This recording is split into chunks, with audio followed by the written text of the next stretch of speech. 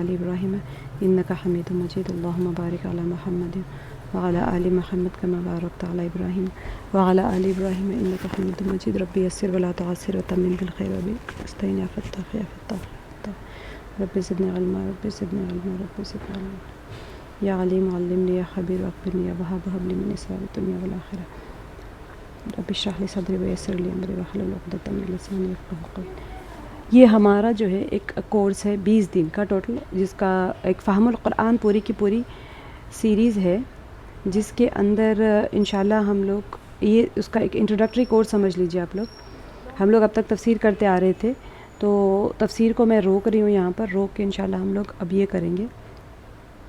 تو یہ ایک فہم القرآن کی سیریز ہے باقاعدہ، اس کے اندر سے یہ ایک خلاصۃ القرآن کورس اس کے اندر ایک ڈیزائن کیا گیا، جس کے اندر اس کے نصاب کی تفصیلات یہ ہے کہ دین کا جو شعبہ ہے، دین اسلام کے شعبے کو دین کو 5 شعبوں میں تقسیم کیا گیا، سمجھنے کے اعتبار سے، ایسے نہیں کہ 5 شعبوں میں تقسیم کیا گیا، لیکن اگر کوئی بندہ یہ چاہتا ہے کہ مکمل دین اس کی وہ دین کے اوپر وہ چلنے والا بن جائے آسانی کے ساتھ میں، ہوتا کیا ہے کہ جیسے ہم لوگ ایک مثال لیتے ہیں ہمیشہ کہ آپ کے گھر میں کچھ مرغیاں اور بہت سارے چوزے ہیں، اب سب کو سمیٹنا مشکل ہو جاتا ہے، ادھر سے پکڑو تو کوئی ایک ادھر نکل جاتا ہے، ادھر سے پکڑو تو ادھر نکل جاتا ہے۔ تو ہمارے جتنے علماء ہیں انہوں نے کیا کیا کہ دین کے بہت سارے احکامات ہیں، اس سب کے اوپر انسان اگر عمل کرنا چاہے تو پھر سسٹمیٹیکلی اس کو ڈیوائڈ کر دیا سیکشنز میں کہ بھی ہاں اتنے سیکشنز میں یہ اعمال آئیں گے۔ اگر آپ ان 5 شعبوں کو مضبوطی سے پکڑ لیں گے تو پھر گویا کہ آپ نے مکمل دین کو اپنے ہاتھ میں لے لیا، اس کے اوپر عمل کرنا آپ کے لیے آسان ہو جائے گا۔ تو اسی وجہ سے ہمارے جتنی یہ جو شعبے بتائے گئے ہیں، ایمانیات ہے، عبادات ہے، اخلاقیات، معاملات اور معاشرت۔ ایمانیات سے کیا مراد ہوتا ہے کہ ہم جتنے بھی ہمارے عقائد ہوتے ہیں، ہمارے جیسے ایمان مجمل اور ایمان مفصل ہم نے پڑھ لیا ہے کہ ہمارا ایمان کیسا ہونا چاہیے، اس کا معیار کیا ہونا چاہیے۔ جیسے کہ ہم لوگ مکی صورتیں کرتے آئے ہمیشہ کہ مکی صورتوں کا مرکزی مضمون جو ہوتا تھا، آپ سب کو پتہ ہے کہ مرکزی مضمون جو ہوتا ہے وہ ایمانیات کے اوپر ہوتا ہے، اور نبی پاک صلی اللہ علیہ وسلم وحدانیت ہوتی ہے، توحید کی دعوت ہوتی ہے۔ مکی دور جو ہوتا تھا مشرکین مکہ میں ہوتا تھا، تو وہاں پر ایمانیات کی دعوت ہوتی تھی، اور نبی پاک صلی اللہ علیہ وسلم کی رسالت کی صداقت کو وہاں پر اس کی ساری دلیلیں پیش کی جاتی تھی، قرآن پاک کی حقانیت کی دلیلیں پیش کی جاتی تھی، اور پھر میعاد کے اوپر، مر کے اٹھائے جانے پر ان کو یقین نہیں تھا۔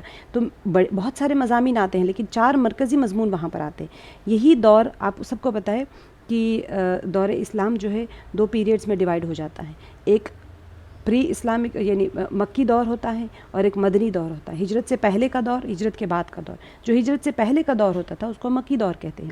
پوری 23 ایئرز اسلامک قرآن پاک کا ریولیشن ہوتا رہا، نازل ہوتے رہے قرآن پاک، تو یہ ٹوٹل 23 ایئرز کو ڈیوائیڈ کر دیا گیا۔ تو 13 سال مکی دور تھا، 10 سال مدنی دور تھا۔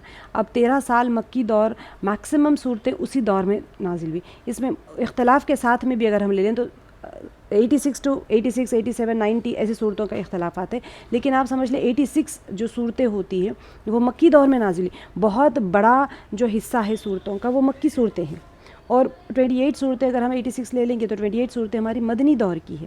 تو اب اس کو سمجھنا بہت ضروری ہے کہ مکی دور کیسا تھا، مدنی دور کیسا تھا، تاکہ یہ جو بہت زیادہ صورتیں مکی دور کی تھی وہ کیا چیز کو ریپرزینٹ کرتی تھی، اس دور کے حالات کیسے تھے۔ اور یہ تو نہیں کہا جاتا تھا کہ یعنی کانفیڈنٹلی یہ نہیں کہا جاتا کہ یہ سورہ اس دور میں ہوا تھا، اس دور میں نازل ہوا تھا، لیکن جو مرکزی مضمون سورہ کے اندر چلا آتا تھا اس کے حساب سے کہا جاتا تھا کہ یہ مکی دور کا سورہ ہے، اور مرکزی مضمون جس پہ آتا تھا وہ کہتے تھے کہ ہاں یہ جو اس کے اندر کنٹینٹ کور ہو رہا ہے سورہ کا وہ مدنی صورتیں ہیں۔ تو اس اعتبار سے سمجھنا یہ ہوتا ہے کہ ہمارے علماء، ہمارے محدثین جتنے حضرات ہیں، انہوں نے کیا کیا، آسانی کے لیے تمام دین کے احکامات کو چند شعبے میں تقسیم کر دیا۔ تو سب سے اہم شعبہ جو ہوتا ہے ایمانیات کا ہوتا ہے کہ ہمارا ایمان ہونا کیسا ہے۔ مکی دور میں پورے کا پورا ایمانیات کی دعوت ہوتی تھی، اس کا مطلب یہ نہیں کہ مدنی دور میں ایمانیات کی دعوت نہیں ہوتی تھی، ایمانیات کی دعوت ہوتی تھی، لیکن اس کا معیار میں فرق آ جاتا۔ وہاں پر مشرکین مکہ کو خطاب کر کے دیا جاتا تھا تو عام مومنین کے لیے بھی ہوتا تھا، اور مدنی دور میں کون ہوتے تھے، یہود و نصارہ ہوتے تھے زیادہ تر وہاں پر وہ لوگ، کیونکہ ادھر ادھر سے آ کے بس گئے تھے، اور سب کا یہی عقیدہ ہوتا تھا کہ ان کے سب کی کتابوں میں لکھا ہوتا تھا کہ نبی پاک صلی اللہ علیہ وسلم آخری نبی آئیں گے، تو وہ انتظار میں، ان کو پتہ تھا کہ یثرب میں تشریف لائیں گے، وہاں پر ان کی بعثت ہوگی، تو وہاں پر سب لوگ آ کے انتظار میں تھے۔ تو جو مکی دور ہوتا ہے وہاں پر جو ایمانیات کی دعوت ہوتی تھی وہ اللہ سبحانہ و تعالیٰ کی توحید کا انکار کرتے تھے. لیکن جو مدنی دور جو ہوتا تھا یہود اور نصارہ اللہ تعالیٰ کو مانتے تھے، لیکن کیونکہ ان کے جو عقائد ہیں وہ خلط ملط ہو چکے تھے، انہوں نے اپنی بہت ساری چیزیں اس کے اندر ڈال لی تھی، بہت سارے خرافات آ گئے تھے، تبدیلیاں آ گئی تھی، اور اتنی ساری تبدیلیوں کے لیکن ان کا یقین اللہ سبحانہ و تعالیٰ کی الوہیت پہ وہ مانتے تھے، الہ ہونے پر تو مانتے تھے. لیکن پھر وہاں پر بھی تھوڑی سی ان کے اختلافات آ گئے تھے کہ وہاں پر یہی ہوتا تھا کہ وہ عزیر علیہ السلام کو اللہ کا بیٹا مان لیا، نصرانیوں نے عیسیٰ علیہ السلام کو اللہ کا بیٹا مان لیا. تو وہاں پر آ کے ان کی جو مخلوط توحید تھی اس کے لیے ان کو اس اعتبار سے دعوت دی جاتی تھی، اور مشرکین مکہ تو بالکل بھی نہیں مانتے تھے، وہ بھی اللہ تعالیٰ کو مانتے تھے لیکن ان کو بھی الوہیت کا مسئلہ تھا کہ وہ بتوں کو مانتے تھے. جو یہود اور نصرانی تھے وہ بتوں کو نہیں مانتے تھے، وہ بتوں کی پرستش نہیں کرتے تھے، ان کو پتہ تھا کہ ہاں اللہ ایک ہے، اور ساتھ میں انہوں نے اپنے اپنے عقائد کو ملا لیا. احکامات جو ہوتے تھے اللہ سبحانہ و تعالیٰ کے اس کے اندر بھی تبدیلیاں کر لی تھی. تو ایمانیات کی جو دعوت ہوتی ہیں وہ مکے والوں کے لیے جو ایمانی آیاتیں ہوتی ہیں وہ بالکل مختلف انداز میں اٹھائی جاتی ہیں، اور مدنی دور کی جو ایمانی آیات، ایمان کی دعوت تو ہر دور میں ہوتی تھی. تو اب یہ دیکھیں گے ہم لوگ کہ ایمانیات کے اندر کیا کیا چیزیں شامل ہو جاتی ہیں.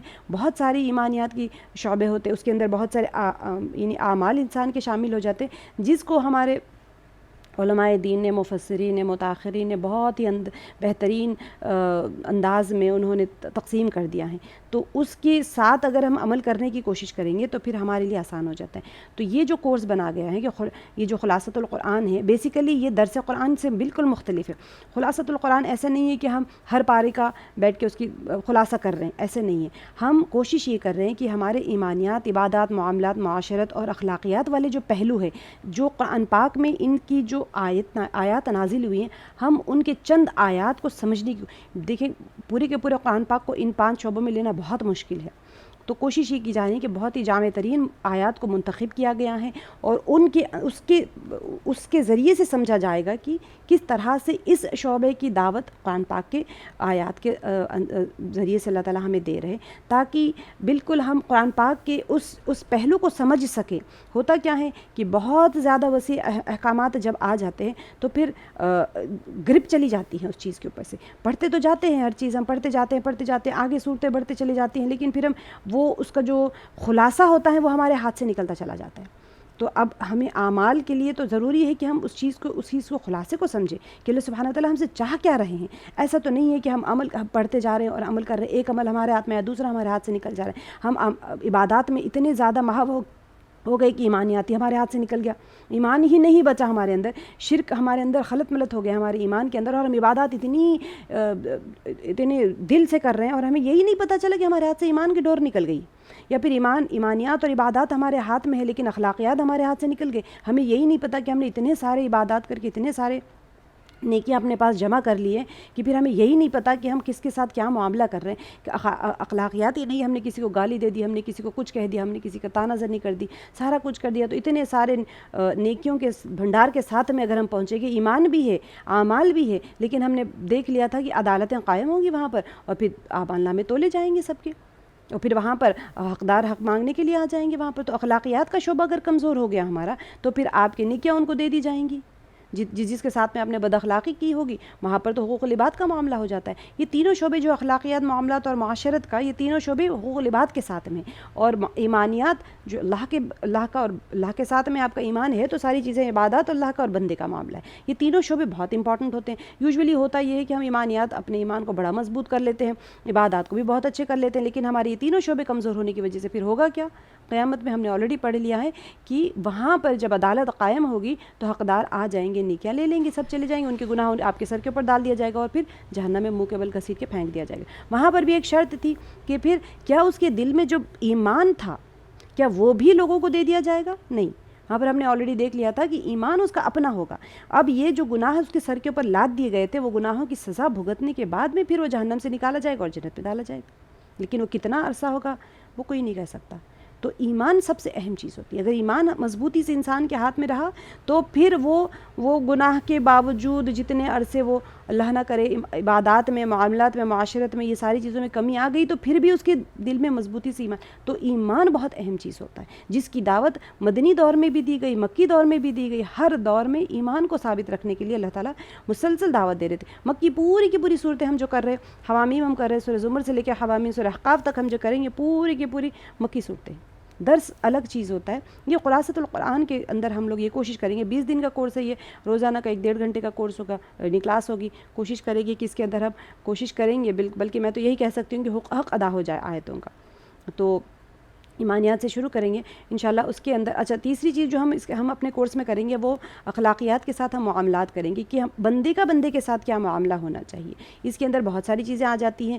وہ بالکل 20 دن کے کورس کو ہم نے 5 ٹاپک سے، ہر ٹاپک کے اندر ہم 4 مین ٹاپکس لے لیں گے، اس کے اوپر کرنے کی کوشش کریں گے. پھر ہم اس کے اندر تھوڑے سے احکام و مسائل بھی کرتے چلے جائیں گے روزانہ، جو ہمارے رمضان سے متعلق احکام و مسائل ہیں. اور پھر تھوڑے سے سیرت کے، معاشرے کے اندر، ایک سوسائٹی کے اندر پیسفل سوسائٹی رہنے کے لیے سیرت النبی کی روشنی میں بھی ہم نبی پاک صلی اللہ علیہ وسلم نے جو ہمیں ایک معاشرہ قائم کرنے کے لیے جو بتایا ہے کہ کس طرح سے سوشل سسٹم ہونا چاہیے. سوشل سسٹم کولیپس ہو جاتا ہے تو عبادات ویسے ہی افیکٹ ہو جاتی ہیں آپ کی. یا پھر یعنی انسان کا جو معاشرہ ہوتا ہے اگر وہ کولیپس ہونا شروع ہو جائے تو سب سے اہم چیز یہ ہوتی ہے کہ آپ کے ایریا میں مسجد ہی نہیں ہے، آپ نماز پڑھنے کہاں جائیں گے؟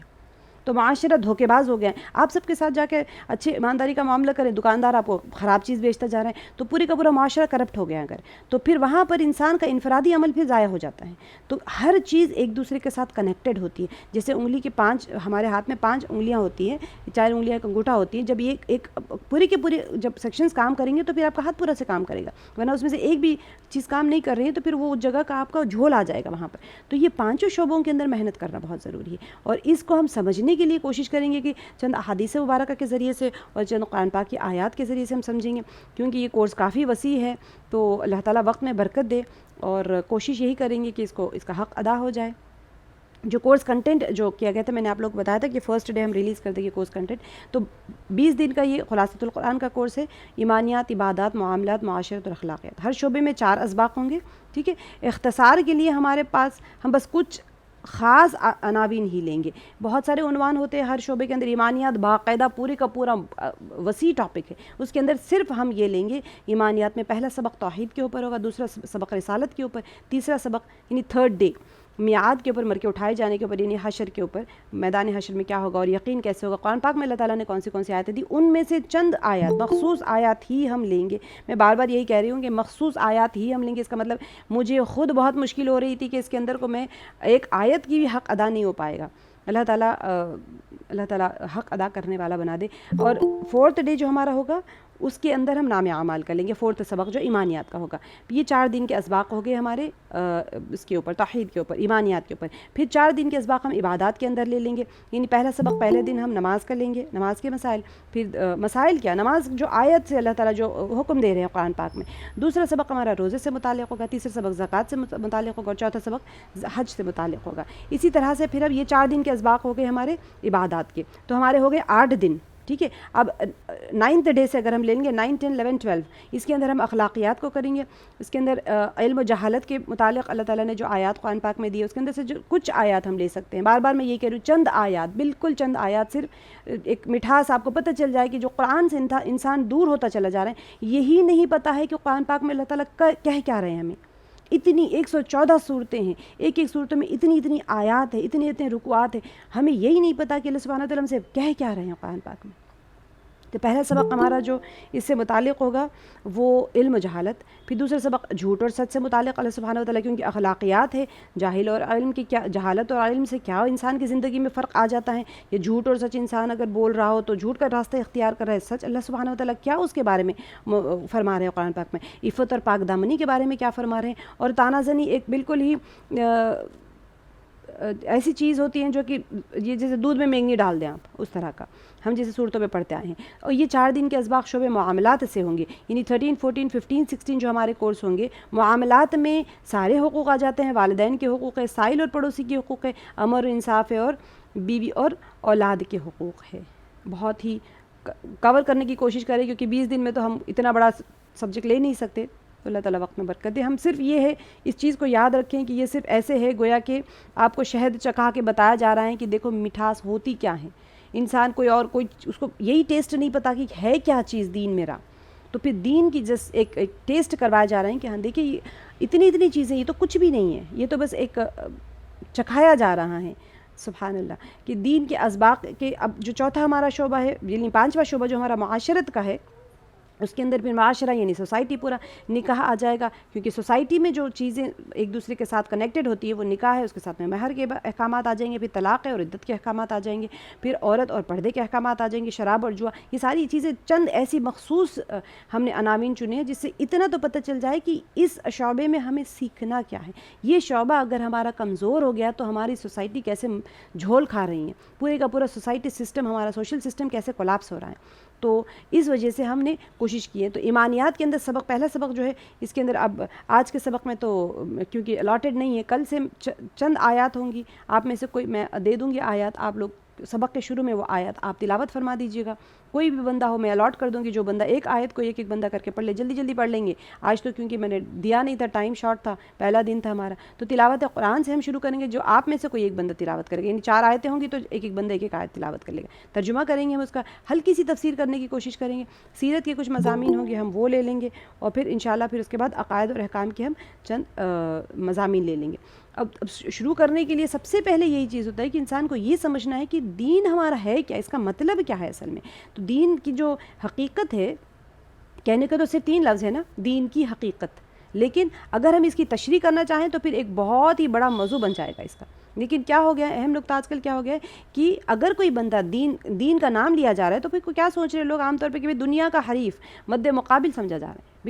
دس از دا اپوزٹ فیلڈ. ہم دیندار اگر ہم بچ جائیں گے تو ہمیں دنیا کی خواہشات کو, ہماری زندگی کو, ہم جس طرح سے ہماری زندگی کے تقاضے ہیں, ہماری ضروریات ہیں, ہمارے خواہشات ہیں, ہمارے دنیا میں رہنے سہنے کا جو ہمارا ایک طریقہ ہے, سب کو چھوڑ دینا پڑے گا. اور بس بالکل اگر ہم دیندار بن جائیں گے گویا کہ ہمیں جا کے جنگل میں رہ جانا پڑے گا. ایسا نہیں ہے, اللہ تعالیٰ تو نہیں ایسے کہہ رہے ہیں قرآن پاک میں. یعنی 2 چیزوں کو جمع کرنا ممکن ہی نہیں ہے, آج کل یہ سمجھا جا رہا ہے. تو دین کے لیے ہی تو انسان کو اللہ تعالیٰ نے پیدا کیا ہے, اور کس چیز کے لیے پیدا کیا ہے دنیا میں.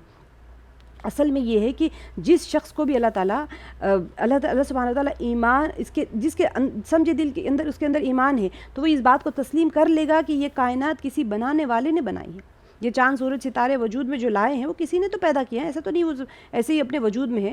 تو یہ ظاہر ہے کہ اس کے اللہ تعالیٰ نے جب اس کو بنا کر بھیجا ہے, سورج چاند ستاروں کو بنا کر بھیجا تو اس کا کوئی مقصد ہے.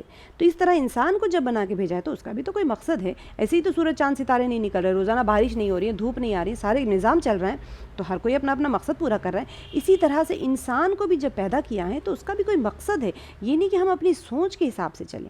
دنیا میں دیکھیں 2 قسم کے معاملات ہوتے ہیں, ٹھیک ہے. اللہ تعالیٰ عالم الغیب ہے, وہ تو اللہ تعالیٰ تو حکیم مطلق ہے, وہ جانتے ہیں کہ انسان اس کائنات میں پہنچ کر بعض چیزیں تو بغیر کسی رہنمائی کے کر سکتا ہے. مثال کے طور پہ کہیں کچرا پڑا ہوا ہے, گندگی پڑی ہوئی ہے, آپ کی عقل اور آپ کی فہم یہ کہتی ہے کہ بھئی گندگی ہے, کچرا ہے, کوڑا ہے, یہاں پر نہیں بیٹھنا ہے. اور بعض چیزیں ایسی ہوتی ہیں وہ تو اپنی عقل کے حساب سے اٹھاؤ, دوسری جگہ پاک صاف جگہ پہ بیٹھ گیا, آپ کے کپڑوں پہ گندگی لگی ہے, اس کو کوئی راکٹ سائنس سے سمجھانا نہیں پڑے گا کہ تمہارے کپڑے خراب ہو گئے, اس کو صاف کر لو, دھو لو, ایسا کچھ نہیں. اس کو پتہ چل جاتے ہیں, عقل فہم سے استعمال کر کے وہ کہہ دیتا ہے. آپ اس کے سامنے لا کے گوبر رکھ دیں گے تو کھائے گا کیا وہ؟ آپ کو یہ ضروری نہیں کہ میں نے کتاب میں پڑھا تھا کہ گوبر نہیں کھانا ہے, اس کو پتہ ہے, عقل کہتی ہے کہ بھائی بدبودار چیزیں کھانے کی چیز نہیں ہے, مت کھاؤ. بعض چیزیں ایسی ہوتی ہیں جس کے اندر انسان جو ہے دھوکہ کھانے کے چانس ہوتے ہیں, بغیر کسی بیرونی رہنمائی کے.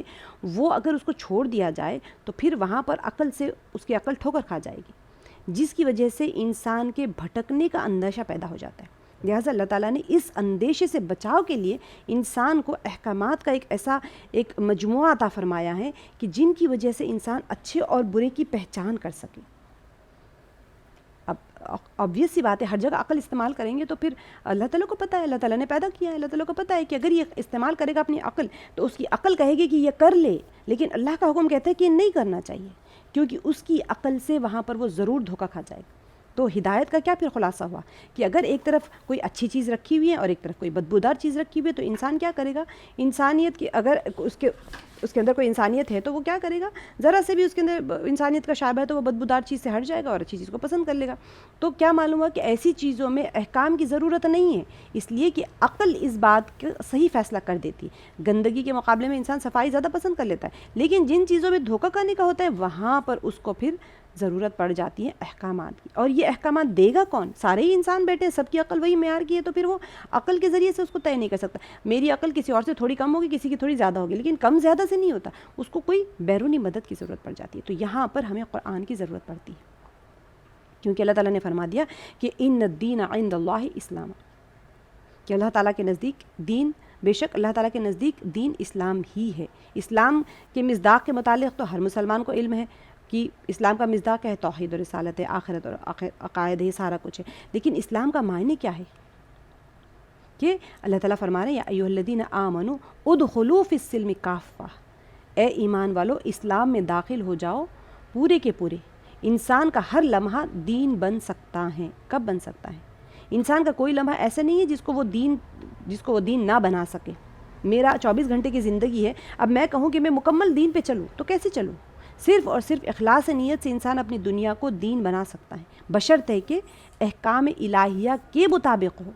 نیت تو میں نے کر لی، میں مگر چل کس چیز پہ رہی ہوں؟ اللہ کے احکامات پہ نہیں چل رہی ہوں، تو میرا جو زندگی ہے وہ دین نہیں بن سکتی ہے۔ تو اس کے ساتھ ساتھ اتنا کام اور کرے کہ جتنا کام اللہ تعالیٰ نے حرام قرار دیا ہے ان سے بچیں، ان سے بچنے کا اہتمام کریں گے تو ساری جو ہماری زندگی ہے وہ دین بن جائے گی۔ حلال حرام کا علم کیسے حاصل ہوگا ہمیں؟ گھر بیٹھے تو نہیں ہو سکتا نا، قرآن کو پڑھنا پڑے گا، سیکھنا پڑے گا، ایسے مجالس میں جڑنا پڑے گا جہاں پر ہم حلال اور حرام کو سیکھ لیں، اللہ کے احکامات کو سیکھ لیں، اللہ تعالیٰ ہم سے چاہ کیا رہے ہیں، ہمارا دین ہم سے کیا چاہ رہا ہے۔ اللہ سبحانہ وتعالیٰ جب کہہ رہے ہیں کہ ایھا الذین آمنوا ادخلوا فی السلم کافہ، اے ایمان والو اس اسلام میں تم داخل ہو جاؤ پورے کے پورے۔ کیا ہم آدھے داخل ہوئے ہیں؟ بے شک آدھے داخل ہوئے ہیں۔ اگر آپ ٹرین میں سوار ہو رہے ہیں تو آپ آدھا لٹک رہے ہیں باہر، آدھا اندر لٹک رہے ہیں، تو کیا کہیں گے؟ آپ ٹرین میں سوار ہو گئے؟ نہیں کہیں گے۔ بعض سے کوئی ٹرین جائے گی آپ کا دھڑ وڑ سب کٹ جائے گا، کوئی کھمبا گیا تو آپ ویسے ہی مر جائیں گے۔ تو کیوں کہا اس طرح سے پورے کے پورے؟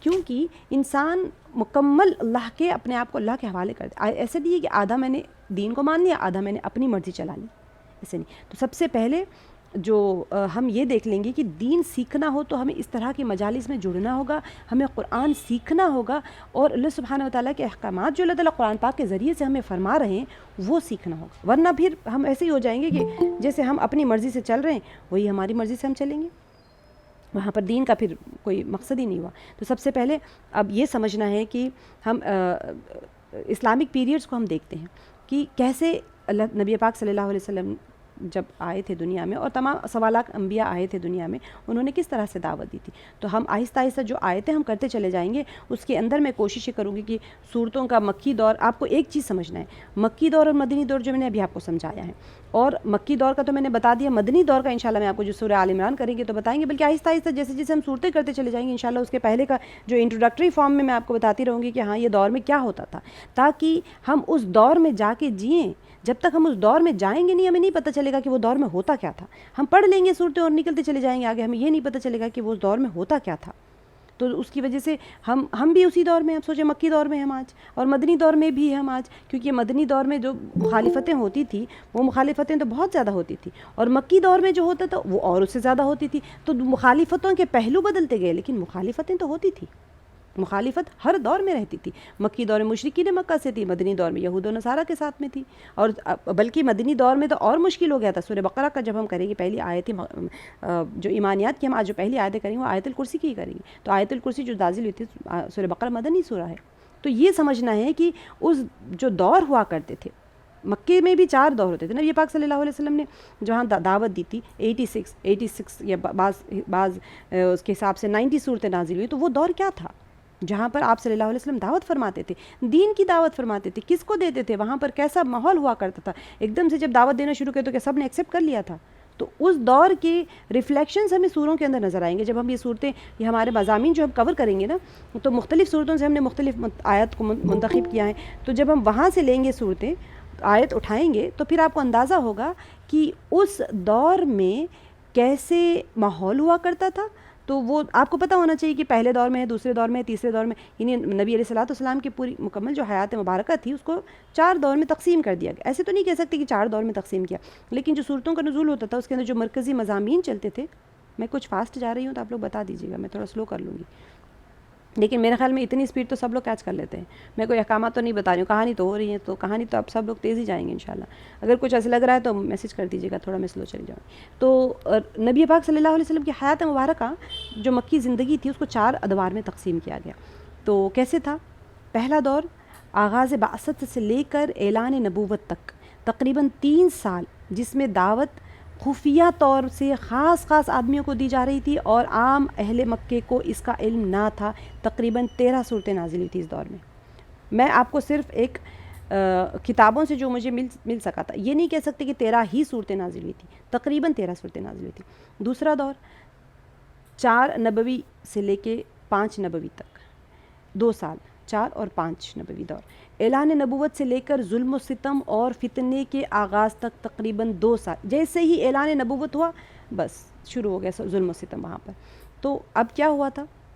فتنے کا اب آغاز ہونا شروع ہوا. تو یہ تقریباً 2 سال، جس میں پہلے مخالفت شروع ہوئی، پھر اس میں ایک مزاحمت کی شکل اختیار کر لی. پھر یہ لوگوں نے مذاق اڑانا شروع کر دیا، استہزاء کرنا شروع کر دیا، الزامات لگانے، سب و شتم شروع ہوئے، جھوٹے پروپیگنڈا اور مخالفانہ جتھا بندی تک نوبت پہنچی.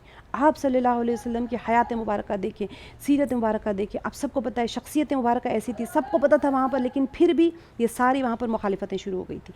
تو اس دور کی صورتوں کے اندر یہ ساری چیزیں اس کے اندر نظر آنا شروع ہو جاتی ہیں، اس کے پہلو اس کے اندر ظاہر ہونا شروع ہو جاتے ہیں. تو جب ہم کوئی سورہ کریں گے تو میں آپ لوگوں کو بتاؤں گی کہ یہ مدنی صورت تھا، یہ مکی صورت تھی، یہ مدنی صورت تھی. اور جو صورت کی سیکوینس ہوتا ہے اس سے بھی آپ اندازہ لگا سکتے ہیں کہ یہ کس دور میں ہوئی تھی. تو اس کے مرکزی مضامین یہ ریفلیکٹ کرتے ہیں کہ آپ کو یہ 4 دور یاد ہونے چاہیے. بلکہ انشاءاللہ میں اس کو بار بار ریوائز کرتی رہوں گی تو آپ لوگوں کو تھوڑا سا ذہن میں بیٹھا رہے گا کہ ہاں یہ کس دور میں، پہلے دور میں کیا ہوتا تھا، دوسرے دور میں کیا ہوتا تھا، تیسرے دور میں کیا ہوتا تھا. تو اب دیکھیے دوسرا دور جو چل رہا تھا نا، اس میں کیا ہوا تھا کہ ایک جتھا بندی شروع ہو گئی تھی، نوب وہاں تک آ گئی تھی. تو بالآخر کیا ہوا، ان مسلمانوں پر زیادتی شروع ہو گئی جو نسبتاً زیادہ غریب اور کمزور اور بے یار و مددگار تھے. عموماً ہوتا ہی ہے، کمزور لوگوں کے اوپر ظلم کیا جاتا ہے. وہ جو غلام ہوتے تھے وہ تو سردار تھے، جو کمزور ہیں ان کے اوپر ظلم کرنا شروع کیا. اب تیسرا دور تھا 6 سے لے کر 10 نبوی تک، یہ بہت اہم دور تھا. آغاز فتنہ سن 5 نبوی سے لے کر ابو طالب اور حضرت خدیجہ رضی اللہ عنہ کی وفات تک 10 نبوی تک تقریباً 5 سے 6 سال اس میں مخالفت شدت اختیار کرتی چلی گئی تھی. بہت سے مسلمان کفار مکہ سے ظلم و ستم سے وہ لوگ تنگ آ کر حبشہ کی طرف ہجرت کر گئے تھے. ٹھیک ہے، نبی علیہ الصلوۃ والسلام اور آپ کے خاندان اور باقی ماندہ مسلمانوں کو معاشی معاشرتی جتنے طریقے سے ہو سکتا تھا ان کو وہ کرنے لگے، بائیکاٹ کرنے لگے تھے. اور آپ اپنے حامیوں اور ساتھیوں سمیت جو شعب ابی طالب تھے اس میں محصور کر دیے گئے تھے. بالکل تھرڈ جو پیریڈ تھا، نبوی پیریڈ تھا، بہت ٹف ٹائم شروع ہو گیا تھا. اور اس کے بعد میں پھر آپ کو ایک چوتھا دور تھا. چوتھے دور جو سن 10 نبوی سے لے کر سن 13 نبوی تک 3 سال، یہ نبی علیہ الصلوۃ والسلام اور آپ کے ساتھیوں کے لیے انتہائی سختی اور مصیبت کا زمانہ تھا. مکے میں آپ کے لیے زندگی دوبھر کر دی گئی تھی. طائف گئے، وہاں بھی پناہ نہ ملی. حج کے موقع پر عرب کے ایک قبیلے سے آپ صلی اللہ علیہ وسلم اپیل کرتے رہے کہ وہ آپ علیہ الصلوۃ والسلام کی دعوت کو قبول کریں اور آپ علیہ الصلوۃ والسلام کے ساتھ دیں، مگر ہر طرف سے مخالفانہ انداز میں کورا جواب ہی ملتا تھا. اور کیا ہوا تھا، جو اہل مکہ تھے وہ بار بار یہ مشورہ کرتے تھے کہ آپ صلی اللہ علیہ وسلم کو قتل کر دیں یا قید کر دیں یا اپنی بستی سے نکال دیں. یہ ان کا ایک بہت ہی جسے کہتے ہیں نا کہ مخالفت کا بالکل ٹاپ پیک پہ تھا ان لوگوں کا مخالفت. تو آخر کار کیا ہوا، اللہ کے فضل سے انصار کے دل اسلام کے لیے کھل گئے تھے اور ان کی دعوت پر آپ علیہ الصلوۃ والسلام مدینہ شریف تشریف لے آئے ہجرت فرما کر. ان میں سے ہر دور میں قرآن مجید کی صورتیں نازل ہوئی. وہ اپنے مضامین اور انداز بیان میں دوسرے دور کی صورتوں سے بالکل مختلف ہوا کرتے تھے، کیونکہ اندازہ ہو جاتا ہے نا کہ پہلے اتنا مخالفت تھی، بعد میں بڑھتی گئی.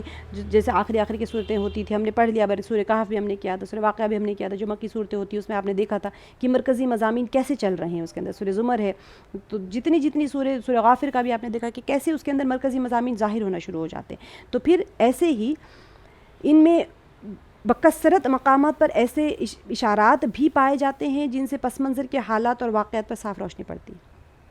اب مدنی دور آ گیا، ہجرت کر کے آ گئے، تو ہجرت کے بعد کا دور مدنی دور کہلاتا ہے۔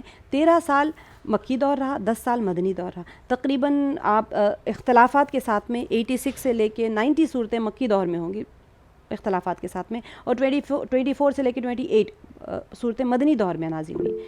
تو ایک منٹ، میسج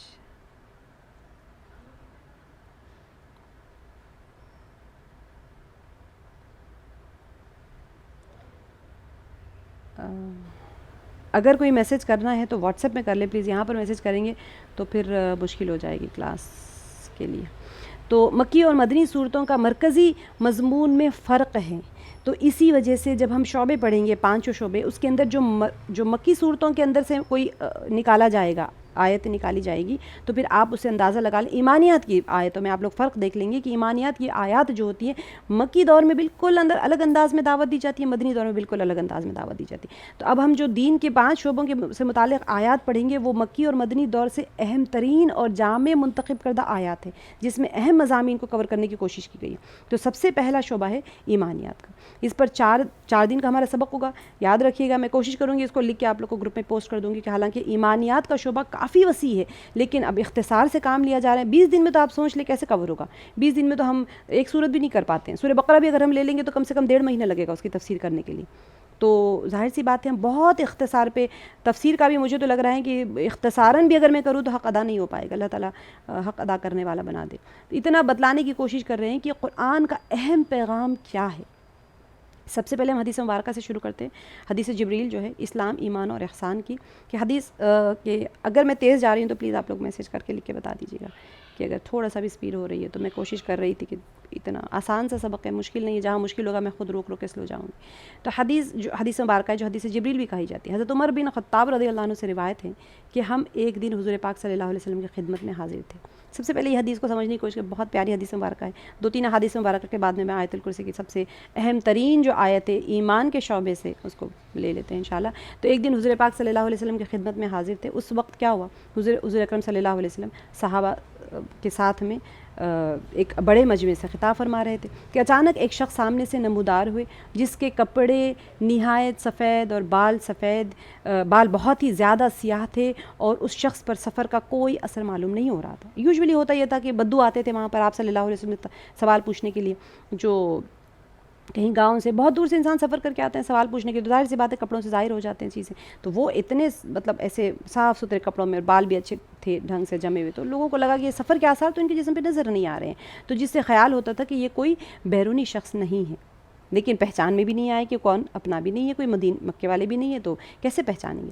تو اسی کے ساتھ میں یہ بات بھی مدینے میں حدیث جبریل ہے، تو اسی کے ساتھ یہ بات بھی تھی کہ ہم میں سے کوئی شخص، اس جو شخص تھے ان کو ہم نہیں پہچانتے تھے، جس سے خیال ہوتا تھا کہ یہ کوئی باہر کا آدمی ہے۔ تو یہ شخص حاضرین کے حلقے میں سے ہوتا ہوا آیا، یہاں تک کہ رسول پاک صلی اللہ علیہ وسلم کے سامنے آ کر 2 زانوں اس طرح بیٹھ گئے کہ اپنے گھٹنے آپ صلی اللہ علیہ وسلم کے گھٹنوں سے ملا دیے اور اپنے ہاتھ حضور پاک صلی اللہ علیہ وسلم کے زانوں پر رکھ دیے۔ سبحان اللہ، اتنی پیاری حدیث مبارکہ ہیں، آپ سب نے سنی ہوگی، لیکن برکت ہوتی ہے مجلس کی، دوبارہ سنیں گے تو ایمان بھی تازہ ہو جائے گا۔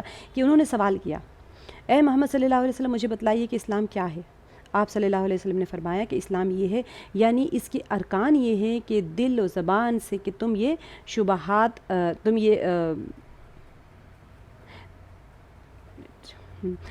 انہوں نے پوچھا کہ اسلام کیا ہے، سب سے پہلا سوال ہی انہوں نے اسلام کا پوچھا، تو انہوں نے آپ صلی اللہ علیہ وسلم نے فرمایا کہ اسلام یہ ہے کہ تم یہ شہادت ادا کرو کہ اللہ کے سوا کوئی الہ، کوئی ذات عبادت و بندگی کے لائق نہیں، اور محمد صلی اللہ علیہ وسلم اللہ کے رسول ہیں، اور نماز قائم کرو اور زکوٰۃ ادا کرو، اور ماہ رمضان کے روزے رکھو، اور حج بیت اللہ کی تم استطاعت رکھتے ہو تو حج کرو۔ تو اب جو سائل تھے انہوں نے آپ صلی اللہ علیہ وسلم کا یہ جواب سن کر کہا کہ آپ صلی اللہ علیہ وسلم نے سچ کہا۔ راوی حدیث حضرت عمر رضی اللہ عنہ کہتے ہیں کہ ہم کو اس پر تعجب ہوا کہ یہ شخص پوچھتے بھی خود ہی ہیں اور پھر خود تصدیق بھی فرما رہے ہیں۔ تو اس کے بعد میں اس شخص نے عرض کیا کہ اب مجھے بتلائیے کہ ایمان کیا ہے۔ اسلام دیکھیں ہم نے پڑھ لیا نا، اسلام میں پورے کے پورے داخل ہو جاؤ، کتنا آسان ہے، ہم 5 شعبوں کے اوپر عمل نہیں کر پا رہے ہیں آج۔ دوسرا سوال تو ہمارے اوپر، اب دیکھیں دوسرا سوال کیا ہے۔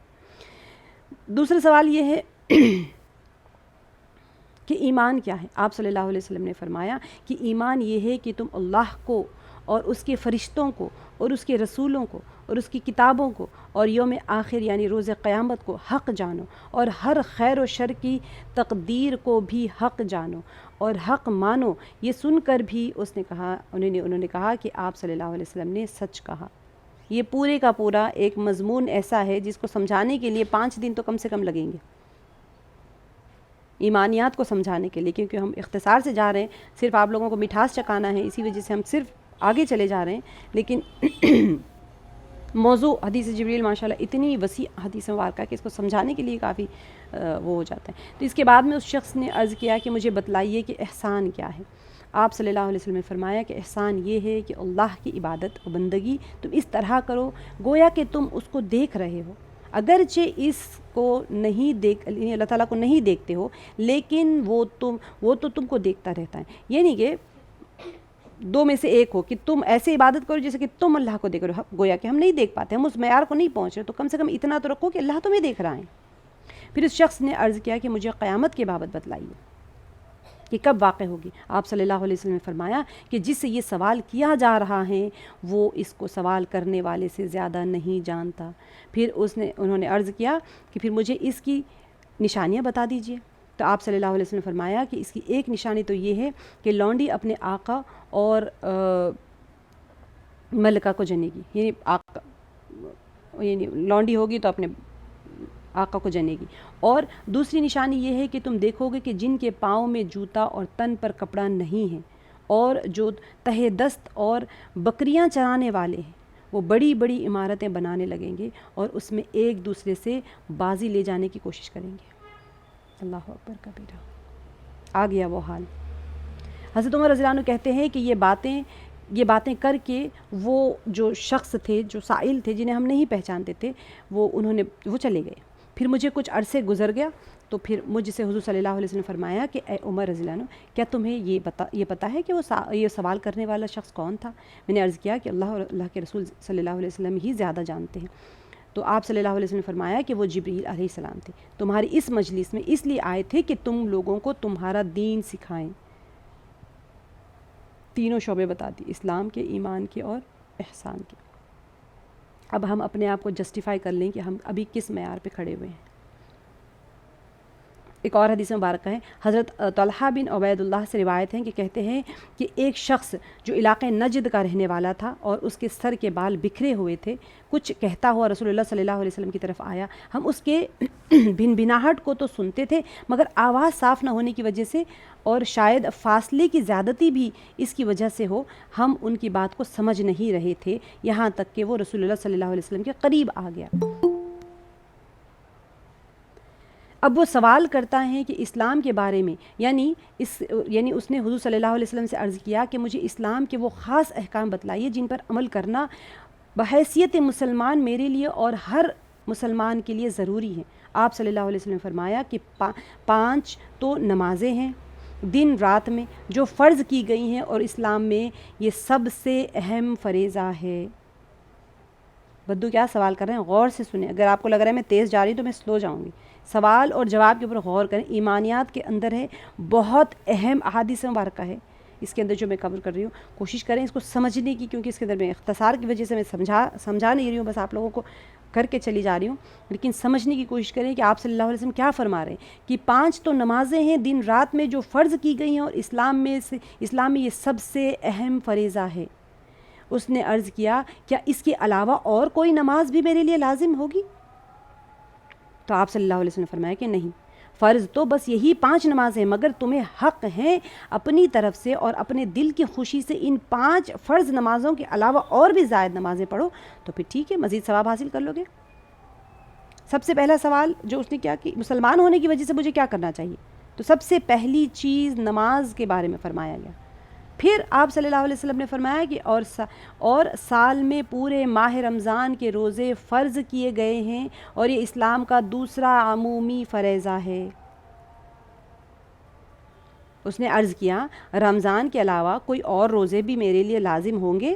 تو آپ صلی اللہ علیہ وسلم نے فرمایا کہ نہیں، فرض تو بس رمضان ہی کے روزے ہیں، مگر تمہیں حق ہے کہ اپنے دل کی خوشی سے تم نفلی اور روزے رکھنا ہو تو رکھ لو، اللہ تبارک و تعالیٰ کا مزید قرب اور ثواب حاصل کرو۔ پھر راوی کہتے ہیں کہ اس کے بعد رسول اللہ صلی اللہ علیہ وسلم نے اس شخص سے فریض زکوٰۃ کا بھی ذکر فرمایا، اس پر بھی اس نے یہی کہا۔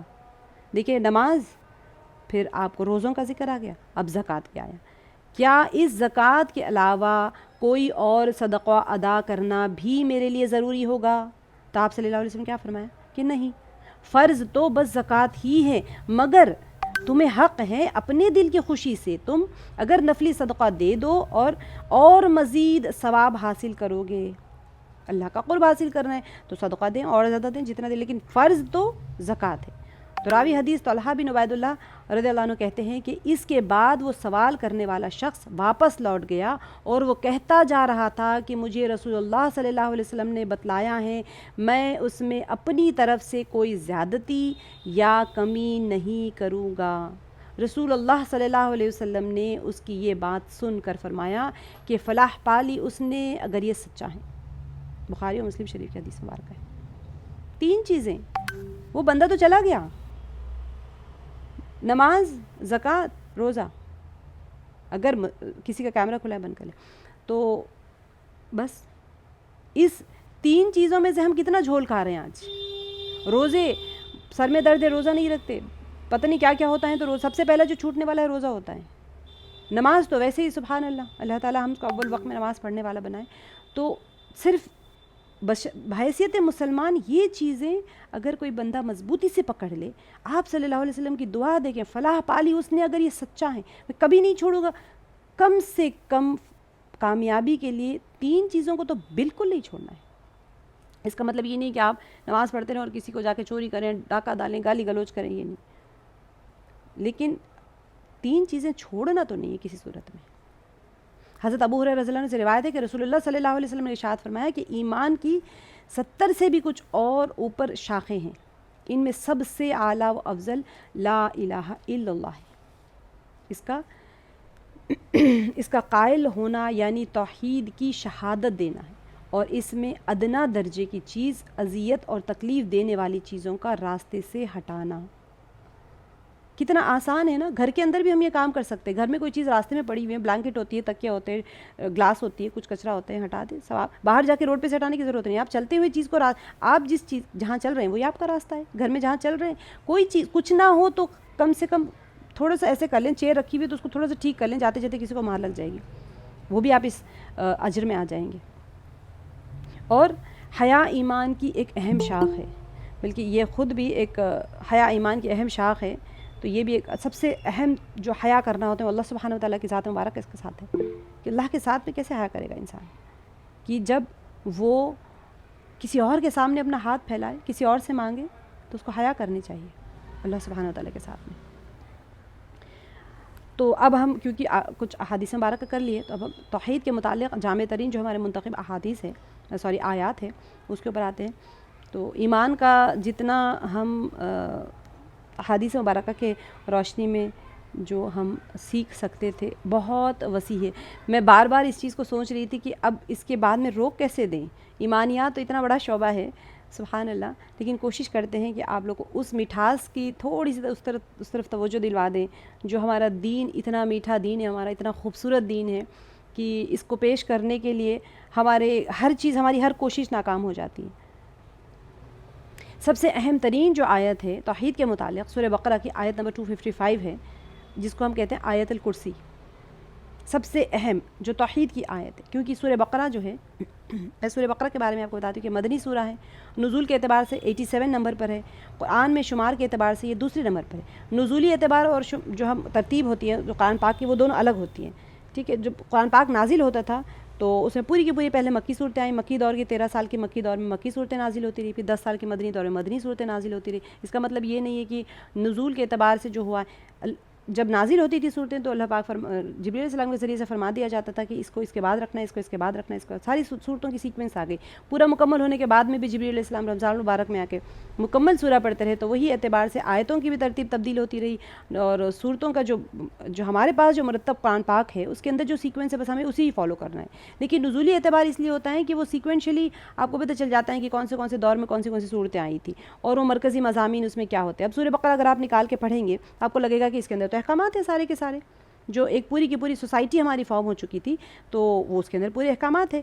تو کیا سب سے پہلے احکامات ہی نازل ہو گئے تھے؟ نہیں، ایمانیات کے اوپر سب سے پہلے محنت کی گئی تھی. یہ 87 نمبر پر آتا ہے تو نزول کے اعتبار سے. لیکن قرآن پاک میں سورہ فاتحہ کے بعد میں سورہ بقرہ آتی ہے. سورہ فاتحہ مکی سورہ ہے، اس کے بعد میں سورہ بقرہ آتی ہے. تو اس کے اندر تھوڑے سے مضامین مجھے بتانے تھے، لیکن کیونکہ اب ٹائم کی وجہ سے ہم نہیں بتا پا رہے. انشاءاللہ میں اس کو کل والی کلاس میں آپ کو ضرور اس کو کور کر لوں گی کہ جو مدنی پیریڈ تھا وہ کیسا تھا.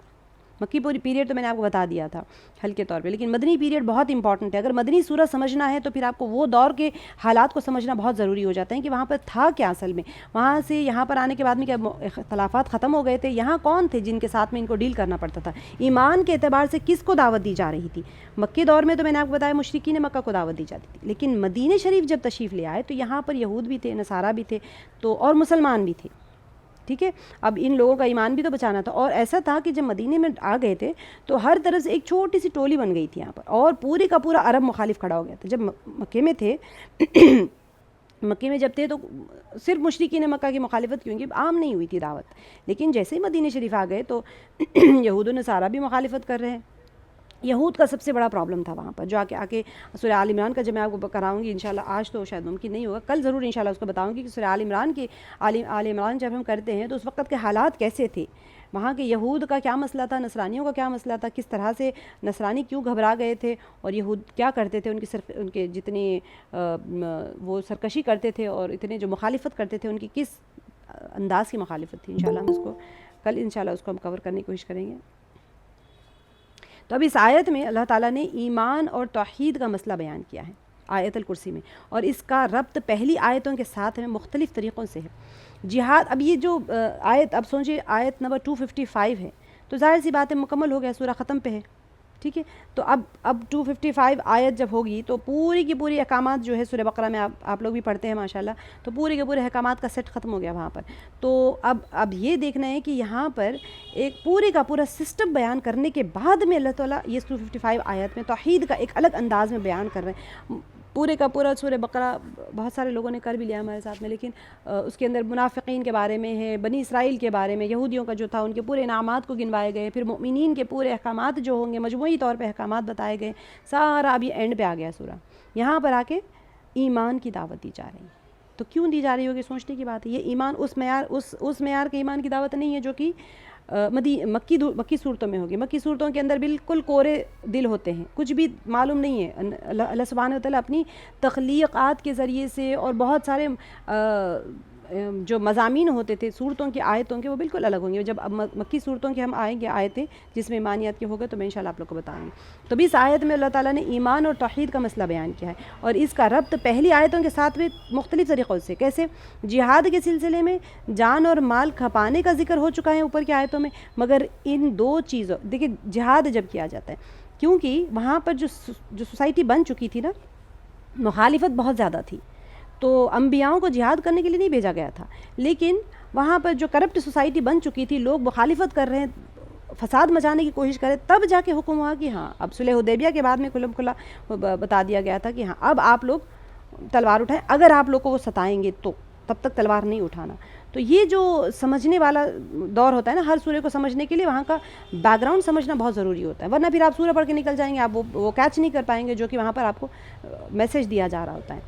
تو جان اور مال کھپانا ہے، تو لیکن یہ دو چیزوں کی قربانی اسی وقت قبول ہوگی جب ایمان صحیح ہو اور انسان کا عقیدہ توحید پر ہو. اب ہمارے ساتھ میں ہم سوچیں، جب بھی ہم قرآن پاک کی آیت پڑھ رہے ہیں، سن رہے ہیں، سمجھنے کی کوشش کریں تو اپنے آپ کو اس جگہ پر فٹ کرنے کی کوشش کریں. یہ آیت میرے اوپر کیسے فٹ ہو رہی ہے اور میں اس سچویشن میں اپنے آپ کو کیسے رکھوں اور اپنی درستگی کیسے کروں، ورنہ پھر کسی کی کہانی سوچ کے پڑھ کے اٹھ جائیں گے. اعمال کا دار و مدار اصل میں عقیدے کے اوپر ہوتا ہے. اگر عقیدہ درست نہیں ہوگا تو کوئی عمل قابل قبول نہیں ہوگا. عقیدہ توحید کے بغیر پہاڑ جتنے اعمال بھی اگر کوئی انسان لے کے آ جائے نا تو پھر وہ کوئی فائدے کے نہیں ہوں گے، ان کی حیثیت راکھ اور غبار کی جیسی ہو جائے گی. لہٰذا مسئلہ توحید کو مسئلہ جہاد کے ساتھ میں یہ ربط ہے کہ آپ مال بھی خرچ کر رہے ہو، جان بھی لگا رہے ہو، لیکن آپ کا دل میں ایمان ہی نہیں ہے تو پھر آپ کا مال خرچ کرنا اور ساری چیزیں ضائع ہو جائے گی. تو یہ آیت ایک لمبی آیت ہے اور آیت الکرسی کہلاتی ہے کیونکہ اس میں اللہ تعالیٰ کی کرسی کا ذکر ہے. وسیع کرسیہ السماوات والارض، حدیث شریف میں اس آیت پاک کی بڑی فضیلت ہیں. میں فضیلتیں نہیں بیان کر رہی ہوں ابھی، تو فضیلتوں کا تو بہت ساری فضیلتیں. حضرت ابی بن کعب رضی اللہ عنہ کی روایت میں بھی اس کے آیا تھا کہ وہ جو چور آئے، شیطان جو ہے غلہ چرانے کے لیے آیا تھا. بہت ساری اس کی بہت ساری فضیلتیں. تو یہ آیت پاک جو ہے 50 الفاظ پر مشتمل ہے، اور اس میں اللہ تعالیٰ کی وحدانیت کے 11 دلائل موجود ہیں. ٹھیک ہے، یہ آیت مجموعی دلائل ہے. اصل میں یہ بالکل مجموعی طور پہ اس کے اندر صرف دلائل ہی دلائل پیش کیے جائیں. بہترین آیت. ہم ہمیشہ ہوتا ہے نا، ہم ایک چیز کو دیکھتے ہیں، عموماً کیا ہوتا ہے کہ ایک انسان آنکھ بند کیا ہوا ہے، اس کو ایک منظر سمجھایا جا رہا ہوتا ہے، تو وہ جب بند کر کے آنکھ ہوتا ہے نا، تو اس کو بتایا جاتا ہے دیکھو یہاں سے جھرنا بہ رہا ہے، یہاں پر درخت ہے، یہاں چڑیاں اڑ رہی ہیں، یہ سارا کچھ ہو رہا ہے. تو جو بولنے والا ہوتا ہے نا، اس کی نظر سے بند آنکھ والا دیکھ رہا ہوتا ہے. تو جب آنکھ کھولو تو ممکن ہے کہ دکھانے والے نے بہت خوبصورت منظر کھینچا ہوگا، لیکن جب آپ نے آنکھ کھولا تو آپ نے کہا یہ تو ایسا نہیں ہے جیسا کہ مجھے دکھایا گیا ہے. تو عموماً ہوتا کیا ہے کہ جب ہم کوئی چیز اپنے سے پڑھنے کی کوشش کرتے ہیں تو ہم اس چیز کو ایسے ہی دیکھ لیتے ہیں، لیکن جب اس کو پڑھایا جاتا ہے، سینہ در سینہ جب علم منتقل ہوتا ہے، جو پڑھایا جاتا ہے، تو پھر وہ ایسے ہی گویا کہ آپ نے ان کی نظر سے اس چیز کو دیکھا ہے جو آپ کو دکھانا چاہ رہے ہیں. تو اللہ سبحانہ و تعالی ہمیں ایسی پیارے انداز میں اس چیز کو دکھاتے ہیں کہ انسان جب خود دیکھنا چاہے تو اس کو وہ چیز نظر ایسے نہیں آتی جس طرح اللہ سبحانہ و تعالی دکھانا چاہتے ہیں انسان کو. تو اس کے اندر 11 دلائل موجود ہیں، اور یہ آیت گویا کہ بالکل مجموعہ ہے دلائل کا. تو اس عظیم آیت میں ارشاد ہوتا ہے، میں آپ کو پہلے آیت کا ترجمہ کر لیتی ہوں، پھر انشاءاللہ ہم اس کا کر لیں گے. آیت تو آپ سب کو پتہ ہے، اللہ لا الہ الا هو الحی القیوم، کہ وہ زندہ ہے، زندہ جاوید ہستی جو تمام کائنات کو سنبھالے ہوئے ہیں. هو الحی زندہ ہے، قیوم تمام کائنات کو سنبھالے ہوئے. لا تأخذہ سینۃ ولا نوم، تو اس کے سوا کوئی خدا نہیں ہے.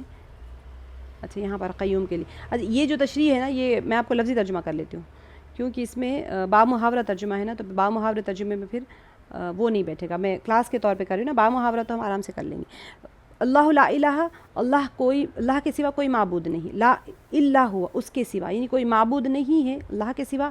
الحی وہ زندہ ہے، القیوم قائم رکھنے والے ہیں. لا تأخذہ نہیں پکڑتی اسے، اخذ کرنا یعنی اس کو نہیں پکڑتی. کیا چیز نہیں پکڑتی؟ سینہ کہتے ہیں اونگ کو، اور نوم کہتے ہیں نیند کو. تو اللہ تعالیٰ کو اونگ یا نیند نہیں آتی، یا نہیں پکڑتی مطلب نہیں آتی. لہو اسی کے ہیں، اسی کا ہے، ما فی السماواتی جو کچھ آسمانوں میں، وما فی الارض اور جو کچھ زمین میں ہے. من ذا الذی کون ہے، من یعنی کون، ذا الذی وہ جو یشفع سفارش کر سکے، عندہ اس کے پاس میں یعنی اللہ کے پاس میں، الا باذنہ مگر اللہ کی اجازت سے. یعنی کوئی اگر سفارش کرنا بھی چاہے تو اللہ کی اجازت کے بغیر کوئی نہیں کر سکتا. یعلم وہ جانتا ہے، ما بین ایدیہم جو ان کے سامنے ہیں، وما اور جو خلفہم ان کے پیچھے ہے. ولا یحیطون اور نہیں وہ سب احاطہ کر سکتے، یحیطون احاطہ کر سکتے، بشیء کسی چیز کا، من علمہ اس کے علم سے، الا بما شاء مگر اس کا وہ جو وہ چاہے. اللہ سبحانہ و تعالیٰ کے چاہنے کے بغیر کوئی کسی چیز کا علم کا احاطہ نہیں کر سکتا کسی چیز کا بھی اللہ کے علم کے علاوہ. وسیع اور گھیر رکھا ہے، کرسیہ اس کی کرسی نے، السماوات والارض آسمانوں اور زمین کو، ولا یؤودہ اور نہیں تھکاتی اسے، حفظہما ان دونوں کی حفاظت، وہو العلی العظیم اور وہ بہت بلند بہت عظمت والا ہے. اس کا با محاورہ میں کر دیتی ہوں، آپ پورا مکمل سن لیجیے. اللہ وہ زندہ جاویدہ ہستی جو تمام کائنات کو سنبھالے ہوئے ہیں، اس کے سوا کوئی خدا نہیں، نہ وہ سوتا ہے نہ اسے اونگ لگتی ہے. زمین اور آسمانوں میں جو کچھ ہیں اسی کا ہے. کون ہے جو اس کے جناب میں اس کی اجازت کے بغیر سفارش کر سکے؟ جو کچھ بندوں کے سامنے ہیں اسے بھی وہ جانتا ہے، اور جو کچھ ان سے اوجھل ہیں اس سے بھی وہ واقف ہے. ہم نہیں دیکھ سکتے، اس کا مطلب یہ نہیں کہ ہمارے علم میں نہیں ہے. اللہ سبحانہ و تعالیٰ، میں آپ کو ہمیشہ بتاتی ہوں کہ اللہ تعالیٰ کو دیکھنے کے لیے 4 چیزوں میں سے کوئی بھی چیز کی ضرورت نہیں. نہ آنکھ کی ضرورت ہے، نہ آنکھ میں بصارت کی ضرورت ہے، نہ دیکھنے والی شے کی ضرورت ہے، نہ روشنی کی ضرورت ہے. روشنی جب کوئی چیز پہ پڑتی ہے تبھی تو آپ کو کوئی چیز نظر آتی ہے، اندھیرے میں تو آپ کو نظر نہیں آتی. تو یہ 4 چیزیں انسان کو دیکھنے کے لیے ضروری ہوتی ہے. اللہ تعالیٰ کو کوئی چاروں میں سے کوئی بھی چیز کی ضرورت نہیں ہے. نہ آنکھ کی ضرورت ہے، اگر آپ کے پاس آنکھ ہے لیکن اس میں آنکھ میں دیکھنے کی قوت صلاحیت نہیں ہے تو آپ نہیں دیکھ سکتے. دیکھنے کی صلاحیت ہے لیکن وہاں پر شے آپ کو نہیں نظر آ رہی ہے، شے نہیں ہے تو آپ اس کو نہیں دیکھ سکتے. سب کچھ ہے، تینوں چیزیں ہیں لیکن روشنی نہیں ہے تب بھی آپ نہیں دیکھ سکتے.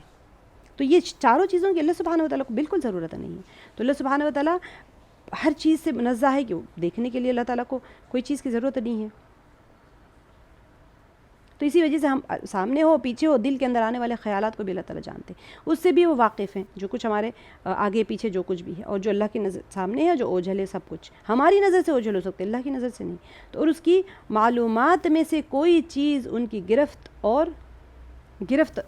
ادراک میں نہیں آ سکتی الا یہ کہ کسی چیز کا علم وہ خود ہی ان کو دینا چاہے. عطائی علم جو کہتے ہیں نا وہ ہے. کسی کے پاس کوئی علم نہیں ہے بجز اس کے جس کو جتنا اللہ نے دیا ہے. اس کی حکومت آسمانوں اور زمین پر چھائی ہوئی ہیں اور ان کی نگہبانی اس کے لیے کوئی تھکا دینے والا کام نہیں ہے، اور بس وہی ایک بزرگ و برتر ذات ہے. اس کی ہلکی سی ہم کوشش کرتے ہیں تشریح کر لینے کی، خلاصہ تھوڑا سا ہم کرنے کی کوشش کر لیتے ہیں کہ اللہ سبحانہ و تعالیٰ یہ جو آیت ہے بہت عظیم آیت ہے، اس کی فضیلتیں بہت زیادہ ہیں. کوشش کر کے میں اس کی فضیلتیں بتاؤں گی انشاءاللہ، بلکہ بتا چکی ہوں جب سورہ بقرہ کا ہم کر رہے تھے. تو اللہ لا الہ الا ہوا، اللہ وہی ہے کہ اس کے سوا کوئی معبود نہیں، نہ کوئی چھوٹا نہ بڑا نہ عارضی نہ مستقل، نہ باپ نہ بیٹا، کوئی بھی معبود نہیں. اب معبود وہی اور صرف وہی ہے جو کوئی اللہ کے علاوہ کسی اور کو بھی معبود مانتا ہے تو اس کا عقیدہ قطعاً باطل ہے. وہ تو ایسی ذات ہیں. دیکھیں یہاں پر کیونکہ توحید پڑھیں، ایمانیات پڑھیں تو بہت اہم چیز یہ ہوتی ہے کہ عقیدے کو درست کر لیں. عقیدہ بہت امپورٹنٹ ہوتا ہے. تو اسی وجہ سے صرف آیت الکرسی بھی انسان سمجھ لے گویا کہ اس نے اپنے عقیدے کو مضبوط پکڑ لیا ہے. اسی وجہ سے سب سے بڑی آیت ہے، سب سے فضیلت والی آیت ہے. نماز کے بعد میں آیت الکرسی پڑھ لے تو صرف اس کے اور جنت میں مرنے کا فیصلہ ہے. اور یہاں پر جو بتایا جا رہا ہے وہ ایسی ذات ہے الحی، حیو جو زندہ ہے، اس کی حیات ابدی اور سرمدی ہے. اس کے علاوہ جتنی بھی زندگیاں ہیں سب جزوی اور عارضی ہیں، اور کسی کو دائمی حیات حاصل نہیں ہے. ہر کوئی ایک ٹائم پیریڈ کے بعد میں ختم ہونے والا ہے. اب یہ جو آگے کی آیت میں آپ کو بتاؤں گی، جو عیسائیوں کا جو عقیدہ تھا نا کہ عیسیٰ علیہ السلام الوہیت، جو عیسیٰ علیہ السلام کو وہ الہ مانتے ہیں، اس وقت نبی پاک صلی اللہ علیہ وسلم کے ساتھ وہ جو آئے تھے نجران کے جو وفد آئے تھے ان کے ساتھ میں ایک کانورزیشن ہے. اس کے اندر 4 چیزوں کو نبی پاک صلی اللہ علیہ وسلم ثابت فرما رہے ہیں. آپ اس کو سمجھیں گے تو وہ آیت سمجھنا بہت آسان ہو جائے گا کہ یہاں پر جیسے بتایا جا رہا ہے کہ اللہ سبحانہ و تعالیٰ کی حیات سرمدی ہے. کوئی وہاں پر ایسا نہیں ہے کہ جزوی ہے یا عارضی ہے. ہمیشہ کسی دائمی حیات کسی کو بھی نہیں ہوتی. زندگی کا سرچشمہ اللہ کی ذات وحدہ لا شریک ہے. ٹھیک ہے. اب یہ اس کی مشیت ہے، جس کو جتنی زندگی چاہے دے دے اور جب چاہے واپس لے لے. یہ تو عطائی ہے انسان کو، ہر چیز، علم بھی عطائی ہے، زندگی بھی، رزق بھی، ہر چیز اللہ کی طرف سے دیا ہوا ہے. اس کا اپنا ذاتی فعل کچھ نہیں ہوتا ہے. اور دوسری جو صفت بتائی گئی ہے وہ قیوم بھی ہے، یعنی خود قائم ہے. بندہ خود یعنی بندہ قائم کیا ہوا ہے. اللہ سبحانہ و تعالیٰ خود قائم ہے اور کائنات کی باقی چیزوں کو قائم رکھنے والے ہیں. وہ عالم بالا سے لے کر ذرہ ذرہ تک محافظ اور نگران ہے. اللہ سبحانہ و تعالیٰ کی ہی تو محافظت میں ہے. کون کر سکتا ہے اس کائنات کی محافظت؟ وہی پیدا کرنے والا ہے، وہی جتنا عرصہ چاہے قائم رکھنے والا ہے، اور پھر وہی فنا کر دینے والا ہے. لوگوں نے کئی قسم کے باطل عقیدے پیدا کر لیے نا. عیسائیوں نے جو باپ، بیٹا اور روح القدس کا نظریہ قائم کیا ہوا ہے، آگے کی آیت میں ہم دیکھیں گے. انہوں نے 3 خدا کا بھی مان لیا. 3 خدا ہے یا پھر یہ تثلیث کا انہوں نے کر لیا تھا کہ کیا ایک خدا کافی نہیں ہے. اب دوسرے مذہبوں کے بھی، مذاہب کے بھی بہت سارے خداؤں کو انہیں مان کے رکھا ہوا ہے. ان کے بھی 3 خدا، بہت سارے خدا ہیں. تو اللہ تعالیٰ نے ایسے باطل نظریات کی تردید فرمائی ہے اور یہ بات واضح کر دی ہے کہ الحی القیوم وہی ہیں. پیدا بھی وہی کرتا ہے، پرورش بھی وہی کرتا ہے، قائم بھی وہی رکھتا ہے، اور پھر فنا بھی وہی کر دیتا ہے. اس کے علاوہ کسی کے پاس بھی کچھ بھی نہیں ہے. جتنے عقیدے کوئی رکھا ہوا ہے سب کے سب باطل ہے. اب ہم سوچیں گے کہ میرا تو عقیدہ ہے ہی نہیں، میں کوئی اور خدا کو تو مانتی نہیں ہوں، مگر میں دوسری چیزوں کو اس میں شامل کر لوں گی. میرے اوپر پریشانی آئے گی تو میں کوئی عامل صاحب کے پاس جاؤں گی اور کوئی پتھر لے آؤں گی، کوئی انڈا لے آؤں گی، کوئی مرچی لے آؤں گی، کوئی رائی لے آؤں گی اور کہوں گی کہ بھئی یہ وار کے پھینک دوں گی تو میرا مسئلہ حل ہو جائے گا. تو ہم نے بظاہر بت کی تو پرستش نہیں کی، لیکن اپنے اندر ہم نے ایک ایسا بت بنا لیا جو ہم کہہ رہے ہیں کہ اس کے ذریعے سے مجھے ہو گیا، جس کا حکم اللہ نے نہیں فرمایا. اللہ نے کہیں نہیں فرمایا کہ آپ مرچیں اتار کے پھینکو. اب اس کی اور تعویلات بھی لیتے ہیں کہ جھاڑ پھونک کی اجازت ہے. تو دیکھیں ایمان سب سے اہم چیز ہے، اس کو سنبھالنا بہت مشکل ہے. انسان کا ضمیر اس کو کہتا ہے کہ بھئی تم غلط کر رہے ہو یہاں پر، کیونکہ اگر ایک انسان کو لے کے جا کے کہیں کوئی بولنے والا سکھانے والا نہیں، اس کو کہیں پہاڑوں میں جنگلوں میں چھوڑ دیں، کوئی کتاب ہی نہیں پہنچی اس کو، پھر بھی وہ اللہ وحدہ لا شریک کو پہچان لیتا ہے. اس کی فطرت میں ہوتی ہے وہ چیز. تو ہر انسان کی فطرت میں ہوتی ہے کہ اللہ تعالیٰ نے اس کے اندر پیوست کر دی، کیونکہ اللہ تعالیٰ نے تو بنایا ہے نا. الستو بربکم پوچھا تھا سوال، سب نے کہا قالوا بلی، تو یہ تو سب کو بتائیں. تو وہ گمراہ نہیں ہو سکتا. وہ خود ساختہ یہ جو نفس اور شیطان کی شرارتوں سے ہم نے اپنے آپ کے اطراف میں بنا لیا. اور نفس کیا کرتی ہے؟ انسان کے گناہوں پہ تھپ تھپاتی رہتی ہے، ہاں بھائی تم صحیح ہو تم صحیح ہو. جب تک وہ کہتے رہے گی تم صحیح ہو تو پھر صحیح ہوتے ہیں انسان. جہاں تک وہ وجوہات دیتی رہتی ہے نا، بھئی کیا ہوا، مرچی تو واری ہے اور کیا ہوا، تعویذ ہی تو باندھ لیا اور کیا کہ تعویذ میں بہت اچھی چیز ہوتی ہے، وہ ہم نے باندھ لیا تو کیا ہوا. وہاں کچھ نہیں ہوا. یقین اللہ سے ہٹ کر اشیاء پر چلا گیا، وہ کہ اس سے بھی ہو رہا ہے. اب یہ بھلا نہ مانے کہ اس سے ہی ہو رہا ہے، لیکن اس سے بھی ہو رہا ہے بھی کافی ہو جاتا ہے ایمان کو برباد کرنے کے لیے. تو اس تمام باطل عقیدوں کو ہم نے خود اپنے آپ سے اپنے آپ کو بچانا ہے، اپنے ایمان کو بچانا ہے، کیونکہ توحید میں یہی تو سیکھا جا رہا ہے. اور پھر اس مالک الملک کی ہر چیز پر نگرانی اور حفاظت بھی اس طور سے ہے کہ لا تأخذہ سنۃ ولا نوم، نہ اسے اونگ آتی ہے اور نہ نیند آتی ہے. اور اونگ اور نیند تو کیا ہے؟ غفلت کی علامت ہے. اور اس کو آتی ہے جس کو تھکاوٹ ہو جائے گی اور آرام کی ضرورت ہو. مگر اللہ کی ذات تو پاک ہے، نہ تو وہ تھکتا ہے اور نہ اسے آرام کی ضرورت ہے، یا نہ تو وہ ناتوان ہے کہ جو کچھ انسان جو ہوتا ہے مشقت کرنے والا. کسی کا مائک کھلا ہے، بند کر لیجیے. مشقت کرنے کے بعد میں انسان تھک جاتا ہے تو اس کو آرام کی ضرورت پڑتی ہے، اور پھر اس سے آرام کی ضرورت محسوس ہوتی ہے. تو پھر اللہ تعالیٰ تو اس سے منزہ ہے. اللہ تعالیٰ کو نہ نیند آتی ہے، نہ تھکان ہوتی ہے، نہ اونگ آتی ہے، بلکہ در حقیقت لہو ما فی السماوات والارض، زمین جو ہے اور اس میں اس کا کوئی شریک بھی نہیں ہے. اللہ سبحانہ و تعالیٰ فرما رہے ہیں کہ اب یہاں پر دیکھیں من ذا الذی یشفع عندہ الا باذنہ، کون ہے جو اس کے سامنے سفارش کرنے کا دم مار سکے بغیر اس کی اجازت کے. اللہ سبحانہ و تعالیٰ کے سامنے کوئی سفارش کر سکتا ہے؟ اللہ تعالیٰ خود فرما رہے ہیں کہ مشرکوں کا ایک عقیدہ تھا، ان کی بطلان کے لیے اللہ تعالیٰ فرما رہے ہیں کہ ان کے معبودوں، ان کا ایک عقیدہ تھا، ہم نے پڑھ لیا نا آلریڈی، کہ رب الارباب مانتے تھے. یہ جو بتوں کی پرستش نہیں کرتے تھے، اصل ان کو بھی پتہ تھا کہ یہ پتھر ہے، لکڑی ہے، ان کے بت ان کو کوئی فائدہ نہیں دے سکتے. یہ ان کا ایک وحدت کا کنیکشن رکھے ہوئے تھے کہ یہ ایک ہمارا رب ہے جس کا یہ بت اور لکڑی کے جو ہے وہ ہم نے ان کا ایک کنیکشن رکھا ہوا ہے وحدت کا. یہ بت تو ہمیں نہیں کرتے کچھ بھی، وہ بھی تو عقل مند لوگ تھے. تو کہتے تھے کہ اللہ سبحانہ و تعالیٰ کا ایک ایڈمنسٹریٹو ڈپارٹمنٹ ہے جو بہت سارے رب اللہ تعالیٰ نے بنا کے رکھے ہوئے، اور یہ سارے رب ہمارے رب کو منائیں گے. یعنی ایک وحدہ کو بھی وہ بھی مانتے تھے کہ ایک اللہ ہے، لیکن یہ سارے ان کے ایڈمنسٹریٹو ڈپارٹمنٹ ہے جو کہ رب ہے. تو ارباب مانتے تھے. ارباب کے ان لوگوں نے بت تشبیہ بنا لیے تھے، ان کی تشبیہات کے لیے انہوں نے یہاں پہ بت بنا لیے تھے. تو یہ ان کا عقیدہ ہوتا تھا کہ ان کے معبود ان کی سفارش کریں گے، اللہ تعالیٰ چاہے راضی ہو یا ناراض ہو ہماری سفارش کر کے اللہ کو ضرور منا لیں گے. یہ جو قرآن پاک کی آیتوں کا نزول ہوتا تھا، بتایا جاتا تھا کہ اللہ ناراض ہے، سزائیں ملیں گی. تو ان کا یہ عقیدہ ہوتا تھا کہ ہمارے جو ارباب ہے، ہمارے جو بت ہے، وہ اللہ کو منا لیں گے. یہودی اور نصرانیوں کا بھی اسی قسم کا عقیدہ ہے.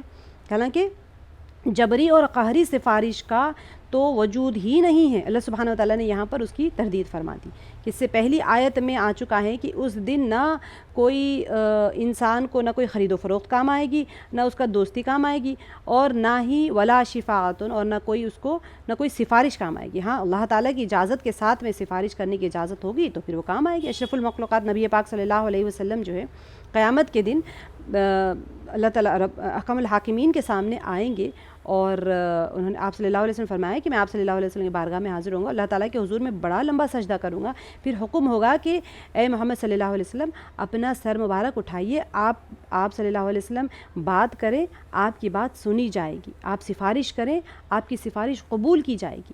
بعض روایت میں آتا ہے کہ حضور پاک صلی اللہ علیہ وسلم کا یہ سجدہ 10 برس کے وقفے کا اتنا لمبا ہوگا. اس کے بعد اللہ تعالیٰ شفاعت کی اجازت دیں گے. بغیر اجازت کے کوئی سفارش نہیں کر سکے گا وہاں پر، اور اجازت بھی ہر ایک کو نہیں ملے گی وہاں پر. یہ بھی تو اہم چیز ہے. تو جس کا عقیدہ توحید پر ہوگا اس کو سفارش کا حکم دیا جائے گا، اور اللہ تعالیٰ کو بھی پسند ہونا چاہیے. ولا یرضی لعبادہ الکفر، ہم نے پڑھ لیا پیچھے صورتوں میں کہ اللہ تعالیٰ کفر والے عقیدہ، شرک والے عقیدے کو پسند نہیں کرتے. وہ کفر کرنے کی توفیق تو دے دیتے ہیں، یعنی انسان کفر کر رہا ہے تو اس کا مطلب ہے کہ اللہ پسند کرتے نہیں. ہم نے پڑھا تھا جبریہ کا ایک وہ ہوتا ہے کہ جو ہو رہا ہے تو ہم تو مجبور محض ہے، اللہ تعالیٰ کی طرف سے ہم کفر کر رہے ہیں تو یہ بھی اللہ کی طرف سے، اگر کفر کی تخلیق اللہ نے کی ہے تو اللہ کو پسند ہوگا، جبھی تو اللہ نے کفر کو پیدا کیا ہے. تو یہ ان کا عقیدے کا غلطی تھی. تو شرک والے عقیدے کو پسند نہیں کرتے. ولا یرضی لعبادہ الکفر ہم نے آلریڈی پڑھ لیا. تو اللہ تعالیٰ نے کفر کی تخلیق تو کی ہے، لیکن انسان کو بھی بتا دیا وہدیناہ النجدین کہ ہم نے 2 راستوں کی تمہیں ہدایت دے دی، جو تم اختیار کرنا ہے تو کر لو. تو کفر کرنے کی توفیق تو دیتے ہیں، لیکن کافر کی رسی تو اللہ تعالیٰ دراز کر دیتے ہیں، مگر ان سے ناراض ہوتے ہیں، کیونکہ اس کے اللہ تعالیٰ کے نزدیک والکافرون ہم الظالمون، کہ کافر لوگ ہی اصل ظالم ہیں. کیونکہ ظلم کیا ہے؟ ایک اصل چیز، ہر چیز کی ایک پوزیشن، ایک سٹیٹس ہوتا ہے. آپ نے وہاں سے اٹھا کے کہیں اور رکھ دیا اس کو تو وہ ظلم ہو گیا. اللہ سبحانہ و تعالیٰ، ایمان کیا ہے؟ اللہ کے اوپر ایمان لانا ہے. اللہ کے اوپر ایمان نہیں لایا، آپ دوسروں کی عبادتیں کرتے چلے جا رہے ہیں. تو اللہ تعالیٰ نے فرما دیا کہ دیکھو شرک بہت بڑا ظلم ہے، لہٰذا قیامت کے دن سفارش 2 شرطوں سے مشروط ہوگی، اور مستحق سفارش ایسا شخص ہوگا من لا یشرک باللہ شیئا، جو اللہ کے ساتھ شرک کرنے والا نہ ہو. اور پھر یہ کہ بغیر اجازت کے سفارش نہ ہوگی. جب اجازت ہوگی تو انبیاء، ملائکہ، اولیاء، شہداء، مؤمن سفارش کرنے کے جتنے لوگوں کی بھی سفارشیں ہوں گی، سب کی سفارش قبول کی جائے گی جب ان کو اجازت ہوگی. تو جس طرح اللہ تعالیٰ مختار مطلق اور قادر مطلق ہے، جس طرح اللہ سبحانہ و تعالیٰ الہ برحق ہے، اسی طرح وہ علیم کل بھی ہیں. چنانچہ کیا ہو گیا؟ یہ صفت خاصہ، یعلم ما بین ایدیہم وما خلفہم، وہ ماضی کو بھی جانتے ہیں اور مستقبل سے بھی وہ واقف ہیں. اس دنیا کے تمام امور کا بھی مکمل طور پر علم ہے. اللہ تعالیٰ تمام امور کے عالم ہے، اور آخرت کے جہاں پر یہ یعنی کہ جو برزخ ہے اور قیامت ہے، اس کا بھی حال اللہ سبحانہ و تعالیٰ جانتے ہیں. اور جو کچھ بھی ذرہ ذرہ ہے سب اللہ تعالیٰ جانتے ہیں. اس کی وجہ سے کیا ہوا؟ اور وہ ہر شے کو جانتے ہیں. ولا یحیطون بشیء من علمہ الا بما شاء. مخلوق میں سے خواہ انسان، جن یا فرشتے یا کوئی اور مخلوق ہو، کوئی بھی اللہ تعالیٰ کے علم کا احاطہ نہیں کر سکتے. ہاں، جس قدر اللہ تعالیٰ چاہیں وہ کسی کو اتنا علم عطا کر دیتے ہیں. تو خدا کے علم کے اللہ تعالیٰ کا علم تو غیر محدود ہے اور غیر متناہی ہے. جس کو اللہ تعالیٰ جتنا علم عطا فرما دے وہ اس کے مطابق عمل کر سکتے ہیں. دنیا میں اس کو اتنا علم ہے. لیکن آگے اللہ تعالیٰ فرما رہے وسیع کرسیہ السماوات والارض، اس کی کرسی آسمان اور زمین سے وسیع ہے. عرش اور کرسی کا ذکر قرآن پاک میں بہت ساری جگہوں پر موجود ہے، مگر اس کی کیفیت کو ہم نہیں جانتے.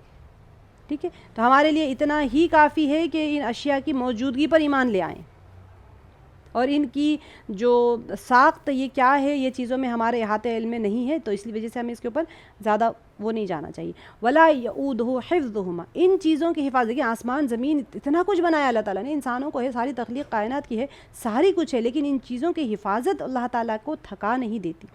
انسان تو مسلسل کچھ عرصہ کام کر لے تو تھک جاتا ہے، لیکن اللہ سبحانہ وتعالیٰ پھر آرام بھی چاہتا ہے، مگر اللہ تعالیٰ تمام کائنات کو کی مسلسل نگرانی کے باوجود تھکتے نہیں. یہ آیت الکرسی توحید کی بہترین آیت ہے، بہت دلائل کا مجموعہ ہے یہ آیت. اس کے اندر ساری دلیلیں دی جا رہی ہیں، سب کو جواب دیا جا رہا ہے. نہ وہ تھکتا ہے، نہ اسے اونگ آتی ہے، نہ نیند آتی ہے، اور نہ کوئی چیز اس کے لیے اس کے احاطے قدرت سے باہر ہوتی ہے. وَهُوَ عَلِيٌّ، اور وہ اعتبار ذات بہت بلند ہے، اعلیٰ ہے اللہ سبحانہ وتعالیٰ، اور وہ ہمارے تصور، وہم اور خیال سے بلند تر ہے. اس کے علاوہ وہ عظیم بھی ہے، یعنی اس کی صفات بہت عظمت والی ہیں. وہ جو اللہ سبحانہ وتعالیٰ کمال عظمت کا مالک ہے، وہ ذات کے لحاظ سے بلند ہے تو صفات کے لحاظ سے عظیم ہے. سبحان اللہ. ہر شخص کو چاہیے کہ اس بلند مرتبہ آیت کو اپنے لیے، یاد تو سبھی کو ہوتی ہے، لیکن زبان کے اوپر ورد بنا کے رکھے، تاکہ حضور علیہ الصلوۃ والسلام کے فرمان کے مطابق یہ آیت اس کے لیے بخشش اور مغفرت کا ذریعہ بن جائے. انسان جیسے ہی مرتا ہے، آیت الکرسی پڑھنے والا اگر ہوتا ہے نماز کے بعد میں، تو بس اس کے اور جنت کے بیچ میں وہ ایک موت ہی اس کا ایک فاصلہ ہے. تو یہ ہمارا جو ہے ٹائم ہمارا ایک اور، کیونکہ 4 آیات تھی اس کے اندر کرنے کی، لیکن کیونکہ تھوڑا سا انٹروڈکشن بھی دینا تھا اسی میں، اور سب لوگ تھوڑا سا لیٹ بھی آئے، لیکن ہم لوگ 1:30 کو اس کو ختم کر لیں، کیونکہ جمعہ ہے، آپ لوگ کے سب کے مصروفیات ہوتے ہیں. انشاءاللہ ہم اس کو جو کل والی آیت ہوگی اس کے اندر ہم دوسری آیتوں کو کور کر لیں گے. اب ایک تو آپ نے دیکھا ہے کہ یہ توحید کی دلیل کے لیے سب سے بہترین آیت ہے، سورہ بقرہ کی مدنی سورہ ہے. ٹھیک ہے، اب ایک اور ہم آیت لے لیتے ہیں جو کہ اللہ لا الہ الا هو الحی القیوم. دیکھیں یہ بھی آیت سورہ آل عمران کی دوسری آیت ہے. لیکن پھر یہاں پر ایک چھوٹی سی بحث ہے، کیونکہ آگے والی جو آیت ہے نا، یہ آیت یہ بھی میں پڑھ لیتی ہوں، سورہ مائدہ کی آیت ہے، لیکن دونوں ایک دوسرے سے کنیکٹڈ ہے، حالانکہ سورہ آل عمران کی اور سورہ مائدہ کی. لقد کفر الذین قالوا ان اللہ ثالث ثلاثۃ. اب دیکھیں، اور وہ لوگ بھی قطعاً کافر ہو گئے جنہوں نے کہا اللہ تین ہے، تین میں کا تیسرا ہے. ٹھیک ہے. وما من الہ الا الہ واحد. سبحان اللہ. دراصل سوائے اللہ تعالیٰ کے کوئی معبود نہیں. وَإِن لَّمْ يَنْتَهُوا عَمَّا يَقُولُونَ لَيَمَسَّنَّ الَّذِينَ كَفَرُوا مِنْهُمْ عَذَابٌ أَلِيمٌ. اگر یہ لوگ اپنے اس قول سے باز نہ رہے تو ان میں سے جو کفر پر رہیں گے انہیں المناک عذاب ضرور پہنچے گا. یہ کس کے بارے میں ہے یا میں آپ کو سمجھاتی ہوں. اس سے پہلے بھی ایک آیت ہے، اس کے اندر وہ لوگ تینوں کو خدا مانتے ہیں، یہاں پر تین میں سے ایک کو خدا مانتے ہیں. یہ نصرانی جو ہوتے ہیں ان کا عقیدہ، یہ مدنی سورہ ہے سورہ مائدہ. اور عیسائیوں کے بارے میں ان کا عقیدہ تھا کہ وہ تین یعنی حضرت اللہ تعالیٰ کو، عیسیٰ علیہ السلام کو اور جبریل علیہ السلام کو کہتے تھے کہ یہ تین خدا ہے، تینوں بھی خدا ہے مانتے تھے، یا پھر ان میں سے تین میں سے ایک خدا ہے وہ مانتے تھے، یا پھر حضرت مریم علیہ السلام کو، حضرت عیسیٰ علیہ السلام کو اور جبریل علیہ السلام کو، وہ تینوں کو خدا مانتے تھے. تو دونوں آیتیں ایک کے پیچھے ایک 73 ہے اور 72 دونوں آیتیں ہیں. اور یہ والی سورہ آل عمران کی جو آیت ہے، یہ اس کے اندر چل رہا ہے نصرانیوں کا. اب ہم نے دیکھ لیا ہے کہ کس طرح سے توحید کی دعوت کس کو دی گئی تھی. سب سے پہلے سورہ بقرہ میں مؤمنین کو دی گئی ہے اور سب کو بھی دی گئی ہے. اس کے اندر صفات مبارکہ بیان کی گئی ہے اللہ سبحانہ وتعالیٰ کی. یہاں پر سورہ آل عمران کی ابتدائی 5 آیتوں میں اس مقصد عظیم کا ذکر ہے جس کی وجہ سے کفر اور اسلام اور کافر اور مومن کی تقسیم اور آپس میں جو مقابلہ ہوتا ہے وہ شروع ہو گیا تھا. اور وہ دیکھیں مدینہ شریف جب تشریف لے گئے تھے تو بہت وہاں کے حالات بدلے ہوئے تھے. ایسے تو نہیں تھا کہ مکے کا دور اور مدنی دور بہت مختلف تھا دونوں میں. ٹھیک ہے. تو اب یہ سمجھنا ہے کہ جو مدنی دور ہوتا ہے اس میں دعوت کس کس کو دی جاتی ہے اور کس کس پہلو سے دی جاتی ہے، اور انداز کو سمجھنے کی کوشش کرنا ہے کہ وہ اللہ جل شانہ کی توحید اصل جو تھی وہ توحید تھی. ہر ایک کو توحید کی دعوت دی جا رہی ہے، لیکن ان کے اعتبار سے ان کے عقائد کے غلطیوں کو درست کرنے کے لیے دی جاتی ہے. اس کے ماننے والے مؤمن اور نہ ماننے والے کافر اور غیر مسلم کہلاتے ہیں. جو اللہ تعالیٰ کی توحید کو نہیں مانتے تو وہ نہیں ماننے والے پھر کافر ہو جائیں گے. تو اس کے رکوع کی پہلی آیت میں جو سورہ مائدہ کی جو پہلی آیت ہے اور سورہ آل عمران کی تو ایک ہی آیت ہے، اس کے اندر یہ پورا بلکہ 83 آیات تک پوری نصرانیوں کی جو باطل عقیدہ ہے اس کے اوپر ان کے اوپر بحث چل رہی ہے. اور یہاں پر سورہ مائدہ میں یہ تو خیر یہ سورہ آل عمران کی آیت ہے، اس کے اندر پورا ایک شروع کے 4 آیتیں تو اسی بات کی طرف ہو رہا ہے کہ اس کے ماننے والے مومن اور نہ ماننے والے کافر اور غیر مسلم کہلاتے ہیں. تو اس رکوع کی جو پہلی آیت ہے اس میں توحید کی عقلی دلیل مذکور ہے اور دوسری آیت میں نقلی دلیل مذکور ہے. میں نے آپ کو پہلے ہی بتایا تھا عقلی دلیل اور نقلی دلیل کا کیا فرق ہوتا ہے. تو اس کے بعد کی آیت میں کفار کی کچھ شبہات کا جواب ہے. آیت جو شروع کے 4 آیت ہیں تو کیا بتایا جا رہا ہے کہ اللہ لا الہ الا ہوا. ٹھیک ہے. اس میں مضمون توحید کو ایک دعوے کی صورت میں پیش کیا گیا ہے.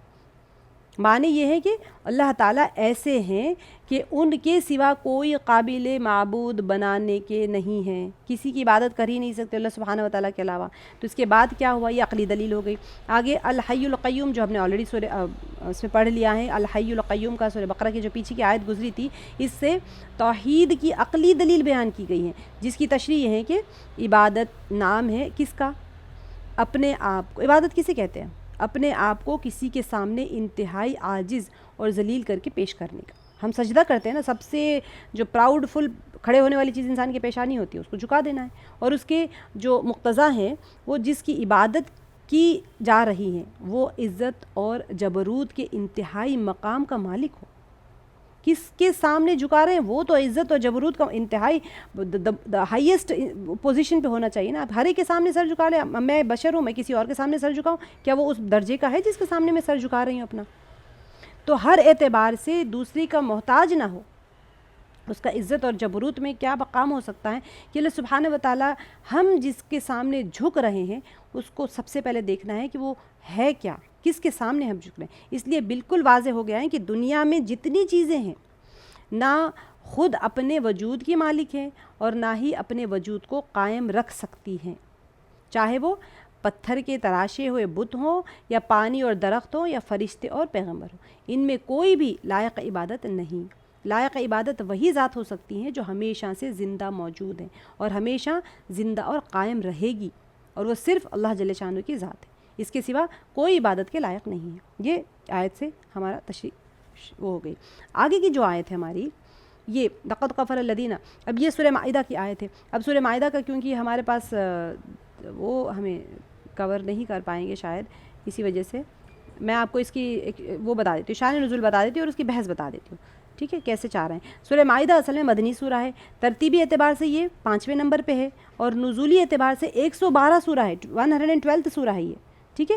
تو اب 112 سورہ تو آپ سمجھ لیں کیا ہوگا نزولی اعتبار سے، اگر 100 مطلب مدنی صورتیں، اور 114 پہ تو ہمارا ختم ہو گیا، تو آخری دور میں بالکل نازل ہوئی۔ تو اس ٹائم تک اسلامک جو وہ تھی، مسلمان جو تھے وہ پاور میں آ گئے تھے، جب تک اچھے خاصے پاورفل ہو گئے تھے۔ اس سے پہلے پورے کا پورا جو خندق کی لڑائی تھی وہ ہو گئی تھی، یہودی کو نکال دیا گیا تھا، اور بنی قینقاع کا جو تھا ان کو شہید کر دیا گیا تھا، سارا وہ پورے کا پورا پس منظر ہو گیا تھا۔ اب جو ہے نصرانی ڈرے ہوئے تھے کہ نصرانیوں کو یہ تھا کہ جو یہودیوں کے ساتھ معاملہ ہوا ہے کہ ہمارے ساتھ بھی ایسے ہی ہو گیا تو کیا کریں گے۔ تو ان کا جو نجران سے ان کے آلموسٹ 83 لوگ آئے تھے بات کرنے کے لیے، صلح کرنے کے لیے، کہ بھئی ان کے 2 مقاصد تھے۔ ایک تو یہ تھا کہ ہم جو یہودیوں کے ساتھ معاملہ ہوا ہمارے ساتھ نہ ہو معاملہ، تو اس وجہ سے وہ آئے تھے کہ ہم تھوڑا سا کمپرومائز کر لیتے ہیں، ٹیکس دینے کے لیے تیار ہو جاتے ہیں، اور ہم یہاں سے اپنا کچھ کمپرومائزیشن کر کے چلے جاتے ہیں یہاں سے۔ اور ان کا ایک اور مقصد تھا کہ وہ عیسائیت کی تبلیغ کرنا چاہتے تھے۔ عیسیٰ علیہ السلام جو مسیح علیہ السلام کے متعلق ان کا ایک عقیدہ تھا کہ وہ خدا کے بیٹے ہیں، یا 3 خداؤں میں سے تیسرے ہیں، یا پھر وہ خود خدا ہیں، ٹھیک ہے۔ 3 ان کے عقائد تھے، اس کے اندر ڈفرینٹ کیٹیگریز ہیں، یا وہ کہتے تھے کہ وہ خدا کے بیٹے ہیں، یا 3 خداؤں میں سے تیسرے ہیں، یا پھر وہ خود خدا ہیں، ایک اکیلے خدا ہیں۔ تو اس عقیدے پر وہ حضور یعنی نبی علیہ پاک صلی اللہ علیہ وسلم سے بحث مباحثے کرنا چاہتے تھے۔ تو اس کا ذکر آگے بہت تفصیل سے آئے گا، پورے 83 آیات میں اس کے اندر وہی ہے، لیکن آپ لوگ اس کو سمجھنے کی کوشش کریں۔ یہ سورہ مائدہ کا اور سورہ آل عمران کا ملتا جلتا ہے، ٹھیک ہے۔ تو میں آپ کو اس کا ایک چھوٹا سا پس منظر پیش کر دیتی ہوں کہ جیسے کہ پہلے عرض کیا گیا ہے کہ سورہ بقرہ کی آخر آیات جو آخر میں کیا تھا، ایمانیات کا ذکر تھا، اور سورہ آل عمران میں کیا تھا، ابتدائی مضمون ہی تھا الف لام میم اللہ لا الہ الا هو الحی القیوم۔ تو اب یہاں پر عیسائی جو تھے حضرت، اب یہ سورہ مائدہ کے اندر آیا تھا، اس سے پہلے کی آیت میں تھا وہ 3 خداؤں کو مانے تب بھی وہ کافر ہے، 3 میں سے ایک کو مانے تب بھی وہ کافر ہے، کفر کا وہاں پر ان کو بتایا جا رہا۔ تو عیسائی حضرت عیسیٰ علیہ السلام کے کو الہ مانتے تھے، لہٰذا اس کی بحث مباحثہ کا موضوع بھی کیا تھا، مسئلہ الوہیت قرار پایا۔ تو اب دیکھیں عیسائیوں کا کتنا زبردست اس کا اللہ سبحانہ و تعالیٰ ان کا جواب فرما رہے ہیں۔ حضور صلی اللہ علیہ وسلم نے ان کے سامنے الوہیت کے 4 صفات بیان کر کے دریافت کیا کہ کیا یہ صفات عیسیٰ علیہ السلام میں بھی پائی جاتی ہیں۔ غور سے سنیں اس چیز کو، کیا فرمایا کہ کیا عیسیٰ علیہ السلام ازلی اور ابدی ہیں جن کو کبھی فنا نہیں، حی القیوم جو آ گیا ہے، حی بھی ہے، ازلی ہے، ہمیشہ سے ان کو کوئی فنا نہیں ہے۔ تو عیسائیوں نے اقرار کیا کہ نہیں، حضرت عیسیٰ علیہ السلام کو حیات سرمدی حاصل نہیں ہے۔ جو میں نے آپ کو بتایا تھا نا کہ آپ کو آیت الکرسی سمجھ لیں گے تو یہ والا مدعا آپ کو جلدی سمجھ آ جائے گا۔ تو ان کو تو حیات ہمیشگی کی زندگی نہیں ہے ان کو۔ تو حضور صلی اللہ علیہ وسلم نے دریافت کیا کیا عیسیٰ علیہ السلام کا علم ہر چیز پر محیط ہے؟ ہم نے سورہ بقرہ میں پڑھ لیا کہ اللہ تعالیٰ کا علم ہر چیز پر محیط ہے۔ تو انہوں نے کیا کیا کہ ان سے کوئی چیز مخفی نہیں ہے، تو پوچھا، تو عیسائیوں نے اس کا جواب بھی نفی میں دیا کہ کیسے مخفی نہیں ہے، جو چیز اللہ نے ان کو دیا ہر چیز تو ایسے نہیں ہے کہ ان کی ہر چیز ان سے مخفی نہ ہو، ایسا تو نہیں ہے۔ آپ نے تیسرا سوال کیا کیا عیسیٰ علیہ السلام ماں کے پیٹ سے پیدا نہیں ہوئے؟ انہوں نے کہا کہ بے شک آپ حضرت مریم کے پیٹ سے پیدا ہوئے علیہ السلام۔ پھر آپ صلی اللہ علیہ وسلم نے سوال کیا کیا عیسیٰ علیہ السلام قادر مطلق ہیں؟ جو ہم نے آلریڈی کہاں پڑھ لیا، سورہ آیت الکرسی میں ہم نے پڑھ لیا۔ جو چیزیں 4 دلیلیں ہمیں وہاں سے ثابت ہو گئی، اسی لیے توحید کی سب سے بہترین آیت الکرسی ہے۔ انہیں ہر چیز پر تصرف حاصل ہیں۔ آپ صلی اللہ علیہ وسلم پوچھ رہے کیا وہ قادر مطلق ہیں؟ انہیں ہر چیز پر تصرف حاصل ہیں۔ عیسائی وفد بھی یہاں پر کیا انہوں نے کہا کہ نہیں، تو وہ انکار کر گئے، نہیں ہے، اس طرح انہوں نے انکار کر لیا۔ تو حضور صلی اللہ علیہ وسلم نے فرمایا کہ یہ 4 صفات الوہیت کی صفات ہے، الہ جس کو تم مانتے ہو ان میں یہ 4 صفات ہونی چاہیے۔ اگر بقول تمہارے ان میں سے ایک بھی حضرت مسیح علیہ السلام میں نہیں پائی جاتی تو پھر تم انہیں الہ کیسے تسلیم کرتے ہو؟ سبحان اللہ، دیکھیں کیا بہترین دلیل ہے۔ آپ علیہ السلام نے فرمایا کہ تمہیں تو شرم آنی چاہیے اور اس باطل عقیدے سے توبہ کرنی چاہیے۔ عیسیٰ علیہ السلام ماں کے پیٹ سے پیدا ہوئے، کھانا کھاتے تھے، پانی پیتے رہے، بول و براز کی ضرورت رہی، تو ایسی شخصیت الہ کیوں کر ہو سکتی ہیں؟ الہ تو وہ ذات پاک ہیں جو ازلی اور ابدی ہے، ہمیشہ سے ہے اور ہمیشہ رہے گی، جس کو فنا نہیں، جس کا علم ہر چیز پر محیط ہے۔ آپ دیکھیں یہ چیزیں جو بیان کی جا رہی ہیں اس دلیل میں، یہ اصل چیزیں ہیں ہمارے اپنے ایمان کے معیار کو ٹیسٹ کرنے کے لیے، اور کس کے سامنے ہم اپنے آپ کو فنا برباد کر رہے ہیں، ساری چیزوں کے لیے یہ باطل کے پردوں کو ختم کر دیتی ہے۔ یہاں پر ہر چیز پر محیط، اور کوئی چیز مخفی نہیں، وہ جو قادر مطلق ہے، اور نہ کسی کا بیٹا ہے نہ کسی کا باپ ہے، مسیح علیہ السلام ان میں سے کسی بھی صفت سے متصف نہیں، لہٰذا ان کا الہ تسلیم کرنا کس قدر جہالت کی بات ہے۔ بہرحال عیسائی بحث مباحثے کرتے رہے اور اپنی ضد پر اڑے رہے۔ آخر میں حضور پاک صلی اللہ علیہ وسلم کو دعوت مباہلہ کے لیے کہا گیا کہ چلو تم بھی اپنے بیوی بچوں کو لے کے آؤ، تو عیسائی اس سے بھی بھاگ گئے۔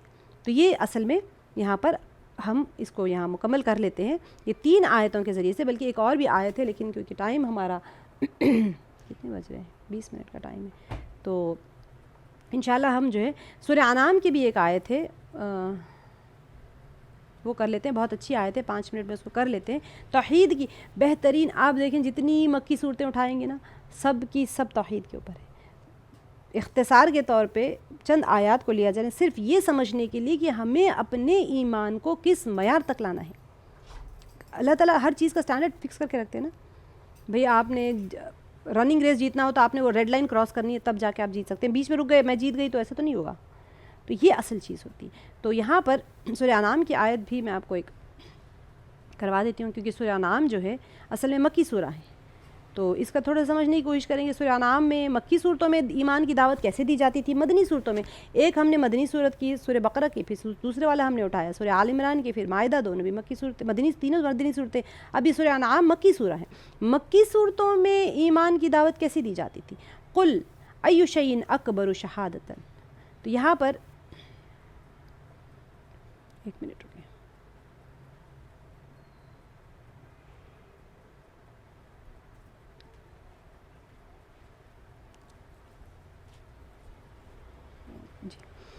قل ای شیء اکبر شہادۃ قل اللہ شہید بینی و بینکم، کہ آپ کہیے کہ سب سے بڑی چیز گواہی دینے کے لیے کون سی ہے؟ میں آپ کو اس کا پس منظر بتاؤں گی تب آپ کو سمجھ میں آ جائے گا کہ آپ کہیے کہ میرے اور تمہارے درمیان اللہ گواہ ہے۔ قل اللہ شہید بینی و بینکم واوحی الی ھذا القرآن لأنذرکم به ومن بلغ أئنکم لتشہدون ان مع اللہ آلہۃ اخری قل لا اشہد قل انما هو الہ واحد واننی بریء مما تشرکون۔ اتنی پیاری آیت ہے۔ مکی آیتوں میں کیسے ایمان کی دعوت دی جاتی ہے، دیکھیں کہ آپ کہہ دیجئے کہ سب سے بڑی چیز گواہی دینے کے لیے کون ہے؟ آپ کہیے، اللہ تعالیٰ خود جواب دے رہے ہیں، آپ کہیے کہ میرے اور تمہارے درمیان اللہ گواہ ہے اور میرے پاس یہ قرآن بطور وحی کے بھیجا گیا ہے۔ اب دیکھیں اس میں آیتوں کو سمجھنے کی کوشش کریں، نہ رسالت کو مان رہے، نہ قرآن پاک کی حقانیت کو مان رہے، نہ اللہ تعالیٰ کی وحدانیت کو مان رہے، تاکہ میں اس قرآن کے ذریعے سے تم کو اور جس کو یہ قرآن پہنچے ان سب کو ڈراؤں۔ کیا تم سچ مچ یہ گواہی دو گے کہ اللہ تعالیٰ کے ساتھ کچھ اور معبود بھی ہیں؟ آپ کہہ دیجئے کہ میں تو گواہی نہیں دیتا، آپ فرما دیجئے کہ بس وہ تو ایک ہی معبود ہیں اور بے شک میں تمہارے شرک سے بیزار ہوں۔ یہ آیت کو آپ سمجھنے کی کوشش کریں، یہاں پر وحدانیت کی، توحید کی کیسی دعوت دی جائے؟ وہ مانتے ہی نہیں تھے، وہ شرک کرتے تھے، نبی صلی اللہ علیہ وسلم کو نہیں مانتے تھے، قرآن پاک کی حقانیت کو نہیں مانتے تھے۔ کیوں؟ آپ دیکھیں تو آیت سے اندازہ ہو گیا آپ کو کہ یہ مکی آیت ہے۔ تو یہ چیز بہت اہم ہوتا ہے کہ انسان جو ہے، ہم کو یہ سمجھنا ہوتا ہے کہ مکی دور کے اندر کس طرح سے خوبصورتی سے ایمان کی دعوت دی جاتی تھی اور مدنی دور میں کس طرح سے۔ یہ ان کے مضامین پر غور کرنے سے صاف معلوم ہو جاتا ہے نا کہ یہ سورہ مکی دور کے آخری زمانے میں نازل ہوئی ہے۔ حضرت اسماء بنت، اب یہ جو سورہ ہے نا اصل میں ایک ہی نشست میں نازل ہو گئی تھی۔ حضرت اسماء بنت یزید کی روایت ہے، روایت بھی اسی کی تصدیق کرتی ہے، کیونکہ جو موصوفہ انصار میں سے ہیں، انصار میں سے تھی اور ہجرت کے بعد ایمان لائیں تھی۔ اگر قبول اسلام سے پہلے محض بربنا عقیدت وہ نبی پاک صلی اللہ علیہ وسلم کی خدمت میں مکہ حاضر ہوئی تھی، اور تو یقیناً یہ حاضری آپ کی مکی زندگی کے آخری سال ہی میں ہوئی ہوگی۔ اس سے پہلے اہل یثرب مدینے والوں کو کہتے ہیں، اہل یثرب کے ساتھ آپ کے تعلقات اتنے بڑے ہی نہ تھے کہ وہاں سے کسی عورت کا آپ کی خدمت کے لیے حاضر ہونا ممکن تھا. تو حضرت اسماء بنت یزید جو ہے جب آئی تھیں تو اچھے خاصے تعلقات ہو گئے تھے، اور آخری دور میں بلکہ ہجرت سے پہلے کا ٹائم ہے. تو گزشتہ جو اس کے پیچھے کی جو آیتیں تھیں اس میں بیان ہو چکا تھا کہ مشرکین حضور علیہ الصلوۃ والسلام کی نبوت اور رسالت میں وہ تھوڑا سا تردد کرتے تھے، اور فرشتے اترنے اور جو لکھی لکھائی کتاب نازل ہونے کے مطالبے کرتے تھے. اب مکی دور میں کیا ہوتا ہے یوزولی وہ کہتے ہیں کہ بھئی کوئی اچھا عذاب آئے گا، ٹھیک ہے عذاب کو لے آؤ، کتاب ہے تو ٹھیک ہے ہمیں فرشتوں کو دکھاؤ، ہمیں کوئی کتاب اترتی ہوئی دکھاؤ. معجزات ایسے پوچھتے تھے جیسے کہ پچھلے قوم پوچھا کرتے تھے. آپ نے دیکھا ہوگا مکی دور میں سب اللہ تعالیٰ کہتے ہیں یہ جو سوال کر رہے ہیں تو پچھلے قوموں نے بھی کیا تھا. جب ان کے پاس اس کی جو ظاہر کیا گیا ان کا سوال کردہ چیز تو وہ اس پہ وہ ایمان نہیں لاتے تھے، تو پھر ان کے اوپر عذاب آ گیا. اگر تم ایسی چیزیں دلیلیں مانگتے ہو پھر تیار ہو جاؤ عذاب کے لیے. اگر تم نہیں مانو گے تو ان کا ماننا ہی نہیں ہوتا تھا، ان کو تو صرف سوال کرنا ہوتا تھا. تو وہی سوال کرتے تھے جو پچھلی قومیں کرتے تھے، یہ لوگ بھی کرتے تھے. تو مگر اللہ نے ان کے مطالبے کو باطل قرار دیا اور فرمایا کہ اگر ان کی جو فرمائش پوری بھی کر دی جائے تو تب بھی اسی شک میں وہ لوگ پڑے رہیں گے اور ایمان نہیں لائیں گے. کیوں نہیں لائیں گے؟ کیونکہ اللہ تعالیٰ کو پتہ ہے وہ ایمان نہیں لانے. اور جیسے میں نے آپ کو بتایا تھا بنگلور کی ٹرین میں بیٹھ کے آپ سوچیں گے کہ میں دلی جاؤں گی تو نہیں جا پائیں گے، تو اللہ تعالیٰ کو پتہ ہوتا ہے کہ ایمان نہیں لانے والے ہیں. ایسے نہیں کہ اللہ تعالیٰ نے ان کے اوپر کفر کو چسپا کر دیا تھا، بلکہ جس راستے کو انہوں نے اختیار کیا تھا وہ راستہ کفر کی طرف ہی جاتا ہے، ایمان کی طرف جانے کا راستہ ہی نہیں تھا وہ. تو ان کے جو مشرکین مکہ تھے ان کے بڑے اعتراضات تھے.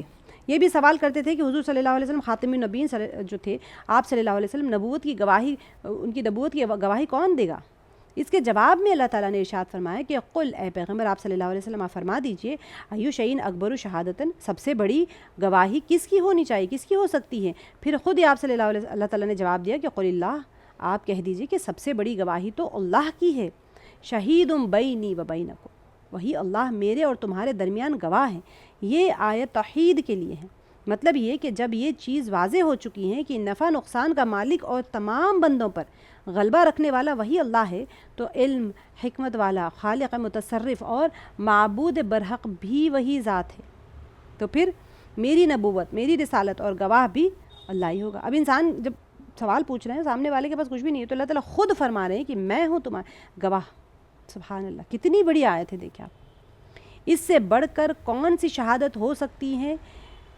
یہ گویا کہ مشرکین کے اعتراضات کا جواب ہے. اللہ سبحانہ و تعالیٰ فرما رہے ہیں. پھر فرمایا وَأُوحِيَ إِلَيَّ هَذَا الْقُرْآنِ، اللہ تعالیٰ نے اس قرآن کو بذریعہ وحی میرے طرف نازل کیا ہے، لہٰذا میری نبوت اور رسالت کا سب سے بڑا گواہ وہی ہے.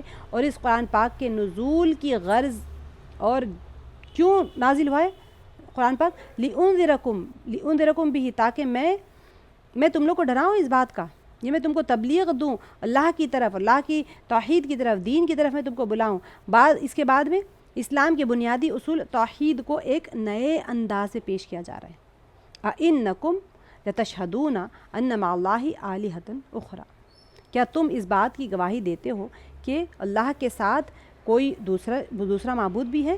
فرمایا اگر یہ لوگ کسی غیر اللہ کو معبود مانتے ہیں، ٹھیک ہے، یہ بنائے ہوئے ہیں، تو پھر قل لا اشہد، اب اللہ تعالیٰ نے فرما دیا کہ آپ ان پر واضح کر دیں قل لا اشہد، کہ میں ایسی گواہی نہیں دیتا. اس کے برخلاف میں تو یہی کہوں گا کہ قل انما هو الہ واحد، معبود برحق تو ایک اللہ ہی ہے. سوچیں کیسا سچویشن تھا وہاں پر، دعوت دی جا رہی ہے اور انکار پہ انکار اور پھر سوال بھی ہو رہے ہیں اس وقت میں، جبکہ انسان جو دعوت دینے والا ہے اس کے اوپر ہی حجت قائم کی جا رہی ہیں. تو سوچیں کیا دور ہوگا اس ہجرت کرنے کی وجوہات. 13 سال مکی دور کیسے گزارے ہوں گے آپ صلی اللہ علیہ وسلم. اور ایمان آج ہمارے ہاتھ میں کتنا قیمتی چیز ہے. گھر بیٹھے ہم مسلمانوں کے گھر میں پیدا ہو گئے، ہمیں تو کوئی محنت نہیں کرنی پڑی نا. وہاں جا کے کیا ہم نے اپنی جانوں کو گوایا یا کچھ اس طرح کیا، یا ہمارے باپ دادا نے اپنی جانوں کو قربان کیا تب ہمارے پاس ایمان آیا؟ نہیں. یہاں پر تو آپ صلی اللہ علیہ وسلم تکلیفیں اٹھا رہے ہیں. فرمایا جا رہا ہے قل انما هو الہ واحد، معبود برحق تو ایک ہی ہے، اس کے علاوہ کوئی معبود نہیں. واننی، تو یہ جو کہا جاتا ہے یہ اصل میں ایک تکلیف کا ایک پس منظر ہمارے سامنے پیش کیا جا رہا ہے کہ ایمان جو ہمارے پاس آیا ہے یہ کوئی معمولی چیز نہیں ہے. اس کے اوپر محنت کرنا کتنا اہم ہے، اس کو سنبھالنا، اس کو سنوارنا، اس کو سجانا اور اس کو بچانا. جب ہمارے ہاتھ سے نکل گیا ایمان تو پھر بچا کیا ہاتھ میں؟ تو یہاں پر جو فرمانا ہے قل انما ہوا الہ واحد، معبود برحق تو ایک اللہ ہی ہے، اس کے علاوہ کوئی معبود نہیں، واننی بریء مما تشرکون، اور میں بیزار ہوں ان چیزوں سے جن کو تم شریک بناتے ہو، میں غیر اللہ کو معبود تسلیم کرنے کے معاملے میں تم سے ہرگز اتفاق نہیں کرتا۔ سورہ کافرون بھی نازل ہو گئی تھی نا، آپ لوگ کو پتہ ہے کہ سورہ کافرون میں کہتے تھے کچھ دن آپ ہمارے ہمارے خدا پہ ایمان لا لیں، کچھ دن ہم آپ کے خدا پہ ایمان لے آئیں گے، تو اس طرح سے کر کے کسی کا مائک کھلا ہوا ہے، تو اس طرح کر کے ہم کچھ دن ایسے کر لیں گے۔ تو جب اس طرح کے مطالبے ہوئے تھے تب وہاں پر ان کے اوپر ان کو ڈرایا گیا تھا عذاب سے۔ تو یہاں پر اس کے ساتھ ہم جو ہے توحید کے ٹائم ہو کیا رہا ہے؟ میری گھڑی رک تو نہیں گئی؟ ٹائم کیا ہوا ہے؟ اوہ بہت زیادہ ٹائم ہو گیا۔ اچھا میری گھڑی میں 1:10 بج رہے ہیں، میں تب سے میری گھڑی دیکھ رہی ہوں 1:10 ہی ہو رہے، پھر ابھی دیکھی تو 1:10 ہی ہو رہے۔ اللہ معاف فرمائے۔ چلے ہم اس کو یہاں پر ختم کر لیتے ہیں، اس کا تھوڑا سا رمضان کے تعارف خطبہ تھا، لیکن ہم اس کو یہاں پر اینڈ کر لیتے ہیں کیونکہ جمعہ کا دن ہے، آپ لوگ کو سب کو بھی کرنا ہے، تو اسلامی تربیت کا اور احکام کا ہم انشاءاللہ اس کو کل کر لیتے ہیں۔ اچھا میں بار بار اس کے اوپر گھڑی دیکھ رہی ہوں اور میری نظر اسی پہ اللہ تعالیٰ نے وہ گھڑی کو ہی رکوا کے رکھا ہوا ہے، تو شاید توحید کے احکام کو مکمل کروانا تھا، اسی لیے میری گھڑی بند تھی۔ تو چلیں آپ لوگ نماز میں مشغول ہو جائیں، بہت معذرت میں نے گھڑی کی طرف میری وہ گئی نہیں، لیپ ٹاپ کی بھی نظر نہیں آئی تھی میری، تو انشاءاللہ ہم اس کو جو ایک احکامات ہے اس کے انشاءاللہ ہم دوسری کلاسز میں کور کر لیں گے۔